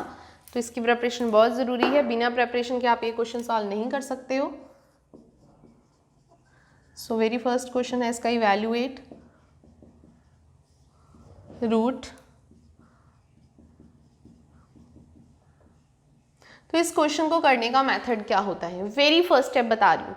न्यूमिरेटर को रिप्लेस कर देना है, किसके साथ रिप्लेस करना है इस न्यूमिरेटर को, सिंस कैसे लिख सकते हो आप, इज इक्वल टू ए, ये एक शॉर्ट ट्रिक ही है, मेथड ही है, ध्यान से देखना। A is any constant here, then derivative of denominator without root, root नहीं लेना साथ में, प्लस बी, ताकि इसे थोड़ा सिंप्लीफाई कर दिया जा सके, उस मेथड को बता रही हूँ। इसका डेरिवेटिव क्या होगा, 2x प्लस 5 प्लस बी। अब हम कॉफिशिएंट कंपेयर करेंगे, compare coefficient of x, x का कॉफिशिएंट, यहाँ पे x का कॉफिशिएंट क्या है 1, और इस तरफ x का कॉफिशिएंट क्या है 2a, यहाँ पे कुछ भी और नहीं है। सो a की वैल्यू हो गई 1/2। अब हम अगर देखें, कंपेयर करेंगे कांस्टेंट टर्म्स। कांस्टेंट टर्म्स होती हैं जिनके साथ x नहीं होता। यहाँ पे x नहीं है तो 2 है, यहाँ पे है 5a प्लस b। a की वैल्यू यही वाली यहाँ पे यूज करेंगे, 5/2, इसे इधर मूव कर देंगे, इज इक्वल टू b। यहाँ पे हम एलसीएम ले लेंगे, ये क्या आ जाएगा, 2 2 4, 4 माइनस 5, 4 माइनस 5 क्या होगा, minus 1/2, which is equal to b। तो हमारे पास a और b की वैल्यूज आ चुकी हैं, just substitute in this expression. तो आपको पता लग जाएगा कि x प्लस 2 को किसके साथ रिप्लेस करना है। a की वैल्यू आ गई 1/2, 2x यहाँ पे नहीं, 1 आप यहाँ लिखो तो बेस्ट है, और b की वैल्यू है माइनस 1/2, राइट। आप इसको ये लिख सकते हो। न्यूमिरेटर को अगर आप इसको सॉल्व करोगे तो यही एक्सप्रेशन बनेगा। ये जस्ट पूरा मेथड है, मेथड एक्सप्लेन किया, ये एक तरह से रफ वर्क ही होता है, आपको शो करने की जरूरत नहीं है। लेकिन अगर आप कर भी दोगे तो इससे मार्क्स कटिंग नहीं होगी, इससे मेथड ही क्लियर होगा आपको, ठीक है। तो इसको आप ये रिप्लेस करते हो। Now your integral becomes, integral क्या बन जाएगा, ध्यान से देखिए, x प्लस 2 की जगह मैंने लिख दिया 1/2, ये वाला, ठीक है, और डिनोमिनेटर में ये एज इट इज आ गया, साथ में dx। अभी हम क्या करेंगे, इसको सेपरेट करेंगे इंटेग्रल को, पहले इसको अलग कर देंगे और इसको अलग करेंगे। 1/2 बाहर आ गया मेरा,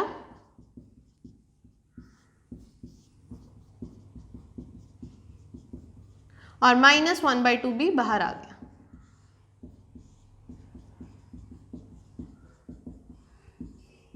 dx एंड dx, राइट। अब हम क्या करेंगे, ये दो सेपरेट इंटेग्रल है, इनको सॉल्व करेंगे। आप चाहो तो साथ में ही ऐसे सॉल्व कर सकते हो और अलग अलग भी कर सकते हो, मैं यहीं पे करने वाली हूँ। देखना, पुट, अब अगर हम इसको t पुट कर देते हैं तो इसका डेरिवेटिव क्या हो जाएगा, 2x + 5 which is already in numerator, तो वो क्या बन जाएगा, dt। तो यहाँ पे इसको सॉल्व करने के लिए मैं i नेम दे रही हूँ, इसको सेपरेटली सॉल्व करूँगी और इस इक्वेशन को नंबर दे रही हूँ 2, क्योंकि ये थोड़ा लेंथी पार्ट हो जाएगा। इसे सॉल्व करके इसके आंसर को हम यहाँ पे सब्सटीट्यूट कर देंगे, ठीक है। तो ये थोड़ा सा एक स्टेप कर देती हूँ इसका, ये क्या बन गया, dt/√t, और साथ में आ गया हमारा -i। इसे हम नंबर 2 दे देते हैं, इसे रहने देते हैं। तो अब हम i को पहले सॉल्व करेंगे, इस तरफ इसे इरेज कर रही हूँ मैं। तो i को कैसे सॉल्व करना है, जो आपका इंटेग्रल है, hair i 1/2x² + 5x + 6, sorry only x² है, रूट में है, ठीक है जी, कुछ इस तरह से। अभी क्या करते हैं, हम ऑलवेज x का कोफिशिएंट उठाते हैं, ऐसे क्वाड्रेटिक अगर आ जाए तो उसे करते हैं 2 से डिवाइड, अगर तो कटिंग हो जाती है तो ठीक है, अदरवाइज करते हैं उसका स्क्वायर, बन जाता है 25/4। तो उसको एक बार प्लस करते हैं, एक बार माइनस करते हैं, ये भी क्वाड्रेटिक को सॉल्व करने का मेथड होता है। जो प्लस करेंगे वो पहली दो वैल्यूज में करेंगे और जो माइनस करेंगे वो लास्ट वाले में करेंगे, कुछ इस तरह से। आई होप क्लियर हो रहा होगा। This is a² + b² + 2ab, you can replace it. अभी हम इसको क्या लिख सकते हैं, x प्लस लिखेंगे क्योंकि x का कोफिशिएंट जो है वो पॉजिटिव है, अगर ये नेगेटिव होता तो हम नेगेटिव लिखते और लिखेंगे क्या, ये वाली वैल्यू, ये चीज आ गई। यहाँ पे जब आप एलसीएम लोगे 6 4 दा 24, 24 - 25 -1, 1/4, 4 को हम ऐसे लिख सकते हैं, ठीक है। तो यहाँ पे आइडेंटिटी अप्लाई होगी, फॉर्मूला मतलब 1/√x² - a² का, तो वो मैं बता दूं क्या होता है। This is log x + √x² - a², ये आपका फॉर्मूला होता है इंटेग्रल का। ये हम फॉर्मूला यहाँ पे अप्लाई करेंगे, 1/x² का log x + दिस, ठीक है। तो ये मैं बता दूं इसका क्या बन जाएगा, log x की जगह क्या है, x + 5/2 प्लस, जब x² - a² आ गया ना, इसको सॉल्व करके एक्सप्रेशन तो ये बनता है, डायरेक्ट आप ये भी लिख सकते हो क्योंकि सॉल्व करके तो वही बनेगा, ये चीज आ गई, ठीक है। अब इसकी वैल्यू को हम इस तरफ सब्सटीट्यूट कर देंगे, इस तरह जो सब्सटीट्यूट करेंगे, इरेज करके ऊपर कर रही हूँ मैं इसका हाफ पार्ट। मैंने बताया था ये क्वेश्चन थोड़े से लेंथी होते हैं, लेकिन इसको अगर समझ लिया जाए तो ये डिफिकल्ट नहीं होते। सो इक्वेशन 1 बिकम्स ये वाली, इक्वेशन 2 सॉरी, इक्वेशन 2 क्या बन गई है, 1/2 और √t ऊपर चला गया, मतलब t⁻⁻1/2 का इंटेग्रल माइनस, ये i का आंसर आ चुका है, log प्लस 6, ठीक है, ये हो गया। अब यहाँ पे t⁻⁻1/2 की इंटीग्रेशन क्या होगी, -1/2 + 1 दैट इज 1/2, तो मतलब कि √t और नीचे भी आ जाएगा 1/2, तो ये 2 और 2 ये हो गए हमारे कैंसिल।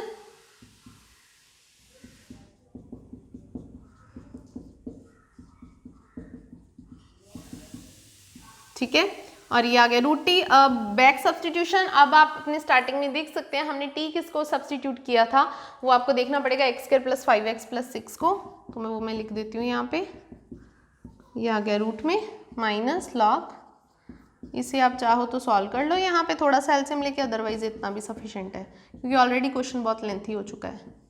तो integration plus c, this is the answer for this question, that's all about this question, right. I hope आपको क्लियर हुआ होगा, मैंने एक एक स्टेप एक्सप्लेन किया है यहाँ पे। इसकी चॉइस में जो क्वेश्चन है वो आया हुआ है डेफिनेट इंटेग्रल में से, अब हम उसे सॉल्व करते हैं।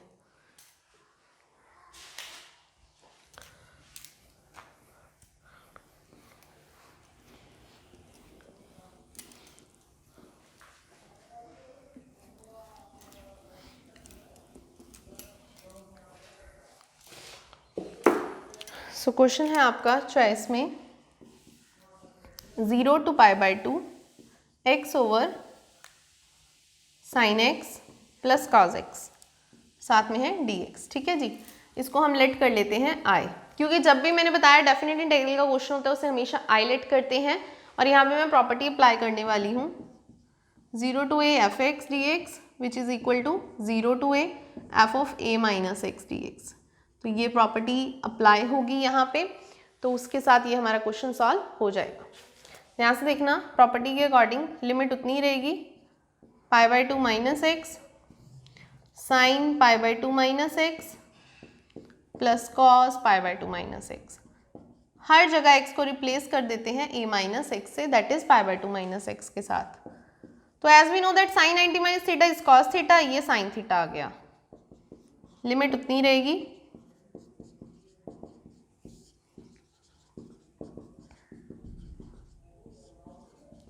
तो इसे नंबर 1 डाल दीजिए और इसे number 2, now add 1 and 2 we get. अब हम इसे ऐड कर देंगे।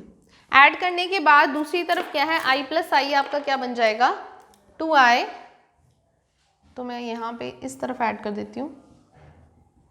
जब आप इसे ऐड करोगे π/2 माइनस एक्स में x करोगे तो वो आपका π/2 minus x plus x cancel हो जाएगा, बचेगा क्या ओनली π/2 और डिनोमिनेटर इनका सेम हो जाएगा क्योंकि ये भी sin x cos x right. अभी हम इसकी इंटीग्रेशन कैसे करेंगे ध्यान से देखना, मैं π/2 को बाहर लिख रही हूँ, कांस्टेंट है। मैंने sin x को मल्टीप्लाई कर दिया 1/√2 से और cos x को भी कर दिया 1/√2 से। अब हम इन्हें कर रहे हैं 1/√2 से मल्टीप्लाई 1/√2 से डिवाइड करेंगे, वो यहाँ पे भी होगा मल्टीप्लाई 1/√2 और 1/√2 से हमने डिनोमिनेटर में यहाँ पे किया है। इसके साथ मल्टीप्लाई करते हैं 1/√2 और 1/√2 के साथ ऊपर भी करना पड़ेगा न्यूमिनेटर में, वो मैं ना ऐसे बाहर लिख देती हूँ, ये चीज़ आ गई आपकी राइट। अभी इसे क्या लिख सकते हैं हम cos 45 और इसे क्या लिख सकते हैं sin 45 लिख सकते हैं। तो sin a cos b plus cos a sin b, तो यहाँ पे कर देती हूँ मैं सॉल्व। तो इस 2 को अगर हम इधर ले आएंगे तो π/4 साथ में 1/√2 है, लिमिट अभी आपकी एज इट इज़ ही है sin x cos 45 plus cos x sin 45। तो ये फॉर्मूला होता है sin a cos b, ये sin a प्लस b का फॉर्मूला होता है। So it becomes I is equal to π/√2 4√2 you can say. तो ये हमारा फॉर्मूला बन गया है 1/sin a plus b, that means x plus π/4, उसकी इंटीग्रेशन 0 से लेके π/2 dx। और साइन को उल्टा करके लिख सकते हैं cosecant x plus π/4 integral 0 to π/2, so π/4√2 here it is I। Cosecant की इंटीग्रेशन क्या होती है, log cosecant x minus cot x।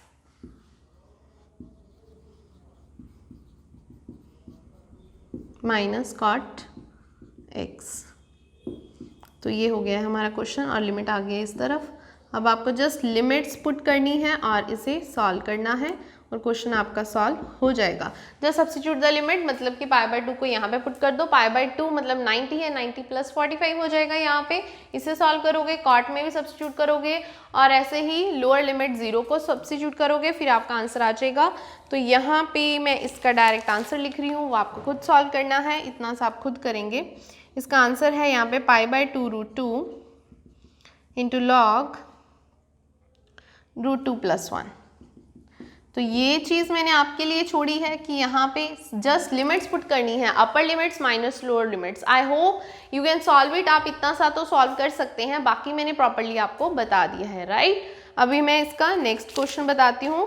Next के 2 क्वेश्चन डिफरेंशियल इक्वेशन चैप्टर में से है, उससे सॉल्व करते हैं। चॉइस है उसमें भी।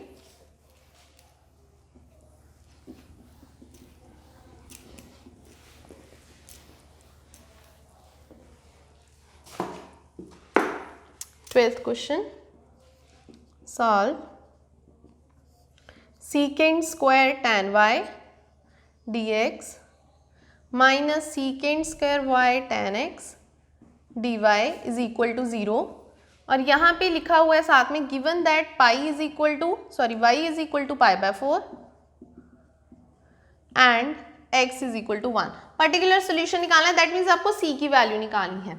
तो इस क्वेश्चन में हम सबसे पहले क्या करेंगे, इसको मैं इधर लेके जा रही हूँ, सीकेंड स्क्वायर, सॉरी यहाँ पे x है, मिसिंग हो गया था, tan y dx, ये इस तरफ आ गया सीकेंड square y tan x dy।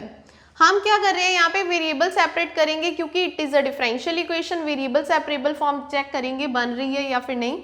dx को हम नहीं हिलाएंगे, उसकी पोजीशन फिक्स्ड है, तो x वाले फैक्टर्स इधर ले आएंगे, सीकेंड स्क्वायर x, ये tan x इधर आके डिवाइड हो जाएगा, दूसरी तरफ सीकेंड स्क्वायर y और ये tan y इधर आ जाएगा।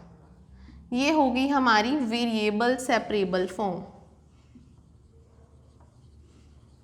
राइट।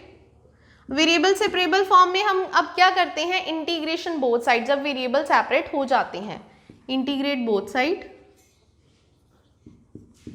दोनों तरफ इंटीग्रेशन कर देंगे, secant square x over tan x, right, dx is equal to secant square y over tan y dy। तो यहाँ पे क्या करेंगे, tan x को t पुट करोगे, सीकेंड स्क्वायर x dx क्या हो जाता है, dt। तो ये बन गया सीकेंड स्क्वायर x dx, क्या हो गया आपका, ये dt बन गया। और दूसरी तरफ हम क्या करेंगे, tan y को पुट कर देते हैं, t डैश कर देते हैं, क्योंकि सेम सब्सटीट्यूशन यूज नहीं करेंगे, सीकेंड स्क्वायर y dy क्या बन जाएगा, dt dash. So your equation becomes, इस तरह सॉल्व कर रही हूं मैं, तो हमारी ये इक्वेशन क्या बन जाएगी, dt over t is equal to dt dash over t dash, right. 1/t की इंटीग्रेशन क्या होती है, log t, so it is log t, और यहाँ पे आ गया log t dash plus c। अब बैक सब्सटीट्यूशन करेंगे, t हमारा क्या था, tan x, और ये आ गया log tan y, दूसरी तरफ क्या था, tan y प्लस c। अब ये log को हम इधर मूव कर देंगे, tan x minus log tan y, और दूसरी तरफ है c।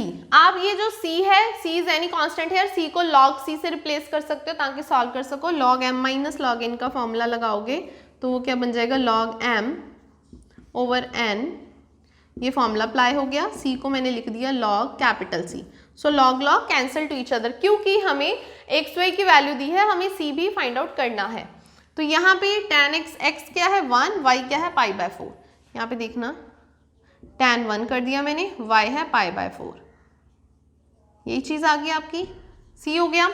तो tan 1 क्या होता है हमारे पास 45, x उन्होंने 1 दे रखा है, और tan y जो है एक बार चेक कर लेते हैं, when x equal to 1, sorry यहाँ पे थोड़ी सी वैल्यू, इसका जो और की ऑप्शन थी उसमें x y ये वैल्यूज थी, मेरे से मिस्टेक से वैल्यूज लिख हो गई हैं। यहाँ पे आपका जो y है वो π/6 है और x आपका π/3 है, ठीक है जी। तो मैं यहाँ पे कर देती हूँ x π/3 और y π/6।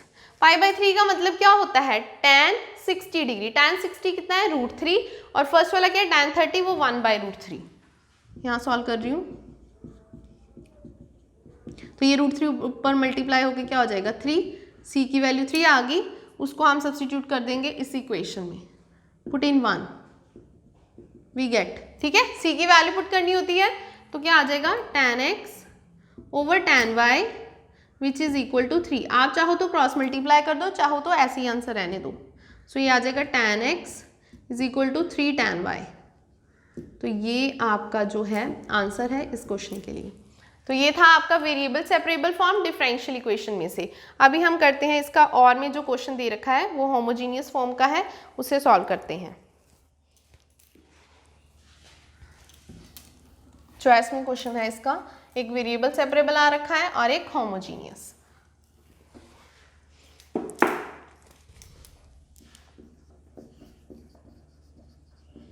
Solve x sin square y over x minus y dx plus x dy is equal to 0 when y is π/4 and x is 1। ये x y की वैल्यू इस क्वेश्चन के लिए थी, राइट। तो अब हम क्या करेंगे, सबसे पहले मैं इसको इधर लेके जा रही हूं, माइनस y dx, ये उधर जाके हो गया माइनस x dy, ठीक है। अब मैं dx को इधर डिवाइड कर दूंगी,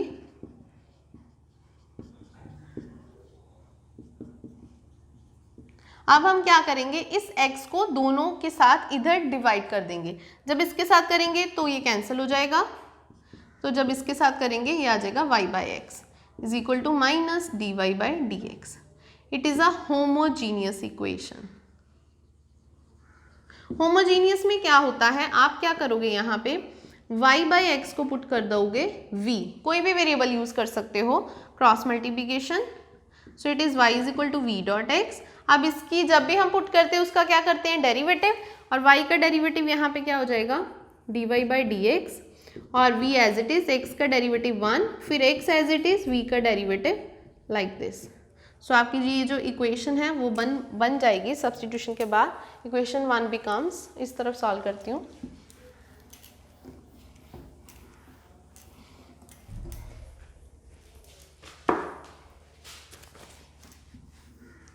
नाउ इक्वेशन 1 बिकम्स, देखिए क्या बन गया आपकी equation, sine square v minus v is equal to minus v plus x d v by d x, ये बन गई। अभी हम इसे ओपन करेंगे, minus v minus x d v by d x, और माइनस v आपका कट हो चुका है। तो उसके बाद हम क्या करेंगे,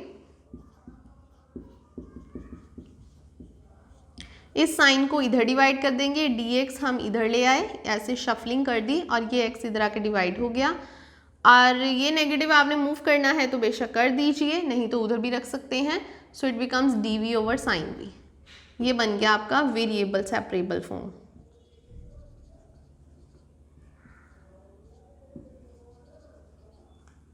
ये वेरिएबल सेपरेबल फॉर्म बन गई है। आपको पता है वेरिएबल सेपरेट करने के बाद हम क्या करते हैं, इंटीग्रेशन बोथ साइड। तो ये इंटीग्रेशन आ गई dx by x dv by sine v, right. 1 by x की इंटीग्रेशन क्या होती है, log x, और 1 बाई साइन क्या बन जाएगा, कोसिकेंट।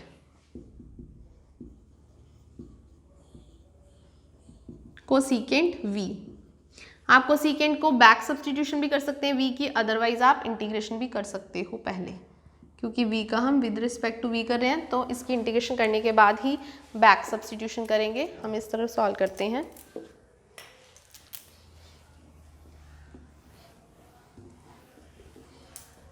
तो dx बाई एक्स का जैसे मैंने लिख दिया है माइनस लॉग एक्स, कोसिकेंट की इंटीग्रेशन होती है log cosecant x minus cot x, like this, ठीक है, प्लस c कर दिया मैंने। अभी क्या है, दोनों तरफ लॉग है, आप चाहे इसे इधर ले आओ, इधर मूव कर दो, c को उधर ले जाओ, लॉग c लेके लॉग लॉग कैंसिल कर सकते हैं, ठीक है। तो मैं क्या कर रही हूँ, c को मैंने इधर ले लिया,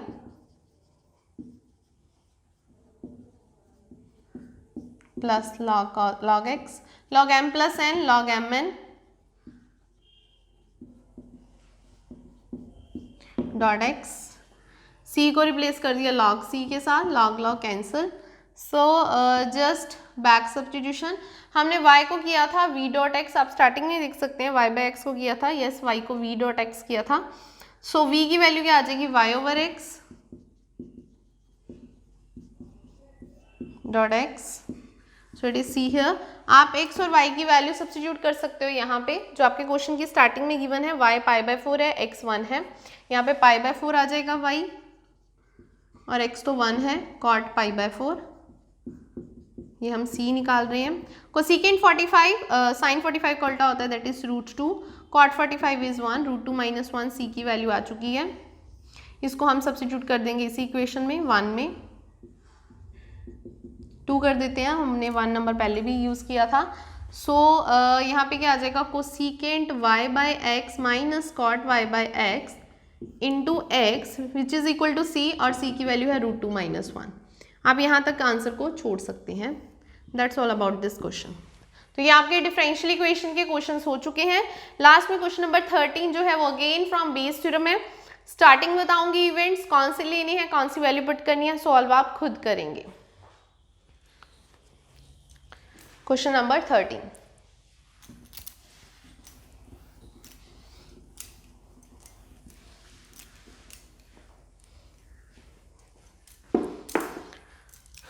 13, जो है वो बेस थ्योरम है, बता दूं आपको। तो इसमें थोड़े से इवेंट लेट करने पड़ेंगे। पहले क्वेश्चन बताती हूँ क्या है। एक आपके 52 प्लेइंग कार्ड्स है आपके पास, उसमें से एक कार्ड गुम हो चुका है, लॉस्ट हो गया है, पता नहीं है कौन सा है। बाकी के जो कार्ड्स बच गए, जब एक कार्ड गुम हो गया कितने बच गए 51 कार्ड्स, उसमें से 3 कार्ड्स हमने निकाले हैं विदाउट रिप्लेसमेंट, हमने उसको वापस नहीं रखा विदाउट रिप्लेसमेंट, एक निकाला, दूसरा निकाला, तीसरा निकाल दिया, ठीक है। एंड वो सारे के सारे स्पेड्स निकले हैं। प्रोबेबिलिटी निकालिए कि वो जो कार्ड गुम हो गया था, lost card, that is spade, वो स्पेड था, वो आपने फाइंड आउट करना है। तो उसके इवेंट्स कुछ सेलेक्ट करने पड़ेंगे, वो मैं इवेंट्स यहाँ पे मेंशन कर देती हूँ। इवन लिख लीजिए, इवेंट मैं फर्स्ट लिख रही हूँ, लॉस्ट कार्ड इज स्पेड, वो जो कार्ड गुम हुआ है वो मान लीजिए कि वो क्या था, स्पेड था, लेट कर रही हूँ मैं, ठीक है। और E2 इवेंट में ले रही हूँ कि लॉस्ट कार्ड स्पेड नहीं था, इज नॉट स्पेड, दो ही कंडीशन हो सकती हैं। और स्पेड आने की पॉसिबिलिटी क्या होगी, अगर मैं इसकी प्रोबेबिलिटी की बात करूं, स्पेड हमारे पास 13 होते हैं, टोटल 52 कार्ड्स होते हैं, दैट इज 1/4, और ना आने की प्रोबेबिलिटी क्या हो जाएगी, 1 - 1/4, दैट इज 3/4, राइट। वो जो कार्ड्स हमने 3 निकाले हैं रिप्लेसमेंट के साथ, 3 कार्ड्स ड्रॉन, उसके लिए हम इवेंट ले लेते हैं, आर ऑल स्पेड। मान लीजिए कि ये सारे के सारे क्या हैं आपके पास, स्पेड्स हैं, वो मैंने ए को मान लिया है। और हमारा A/E1 क्या होगा, A/E1 होगा कि लॉस्ट कार्ड जब स्पेड है, ऑलरेडी सेलेक्टेड है, तो तीनों कार्ड स्पेड आने की प्रोबेबिलिटी क्या होगी। जो कार्ड गुम हो गया है वो स्पेड है, तो स्पेड 13 होते हैं, 13 में से कितने बच गए, 12, कितने बच गए, 12 में से जो 3 निकाले हैं वो भी स्पेड हैं, और जो एक कार्ड गुम हो गया उसके बाद कितने बचे 51, उसमें से हमने कितने निकाले हैं 3। सिमिलरली A/E2 का क्या मतलब है कि वो जो कार्ड गुम हो गया था, लॉस्ट हो गया था, वो स्पेड नहीं था, लेकिन टोटल कार्ड्स अब भी हमारे पास 51 है, उसमें से हमें 3 चूज करने हैं ए के लिए। और अगर वो कार्ड स्पेड नहीं था तो बाकी के कार्ड्स जो हैं, स्पेड की बात करें, ये सारे के सारे स्पेड है, तो हमारे पास 13 के 13 स्पेड्स अभी बचे हुए हैं, तो ये आ जाएगा। बेसिकली हमें फाइंड आउट क्या करना है, क्वेश्चन आप देखिए कि lost card being a spade, वो हमें फाइंड आउट करना है E1/A। तो बाय यूजिंग बेस थ्योरम करेंगे, मैं फॉर्मूला अप्लाई कर रही हूँ, वैल्यूज आपको दे दी गई हैं, आप सॉल्व खुद करेंगे। Probability E1, probability A/E1 by using Bayes theorem, E1 A/E1, probability E2 and A/E2। आपके पास यहाँ पे 4 फैक्टर्स हैं, 1 2 3 4, 4 के 4 फैक्टर्स के ये मैंने लिख दिए हैं यहाँ पे वैल्यूज। आप वैल्यू सब्स्टिट्यूट करोगे, आपके पास आंसर आ जाएगा। मैं तो डायरेक्ट यहाँ पे आपको आंसर बताने जा रही हूँ। क्वेश्चन नंबर 13 का आंसर है आपका 10/49। आप सॉल्व खुद करेंगे इस क्वेश्चन को, क्योंकि ये बेस थ्योरम है, आपकी भी प्रैक्टिस होनी चाहिए। तो ये तो था सैम्पल पेपर 2 का कंप्लीट सोल्यूशन, मैंने आपको इस वीडियो में दे दिया है। नेक्स्ट हमारी जो वीडियो होगी वो सैम्पल पेपर 3 के ऊपर होगी। आई होप आपको क्वेश्चन समझ में आ रहे होंगे, ये वीडियोस आपके लिए हेल्पफुल होंगी। और कोशिश कीजिए अपने साथ साथ अपने फ्रेंड्स को भी शेयर कीजिए, जिसको भी नीड हो ये सैम्पल पेपर्स की, जो बच्चों की अभी तक प्रेपरेशन नहीं हुई है, और ये सैम्पल पेपर उनको बहुत ही हेल्पफुल रहेगा। आप मैक्सिमम जितने स्टूडेंट के साथ शेयर कर सकते हैं उतना कीजिए। Thanks for watching this video and don't forget to subscribe our channel, that is Gyan 0 Kilometer. Thank you.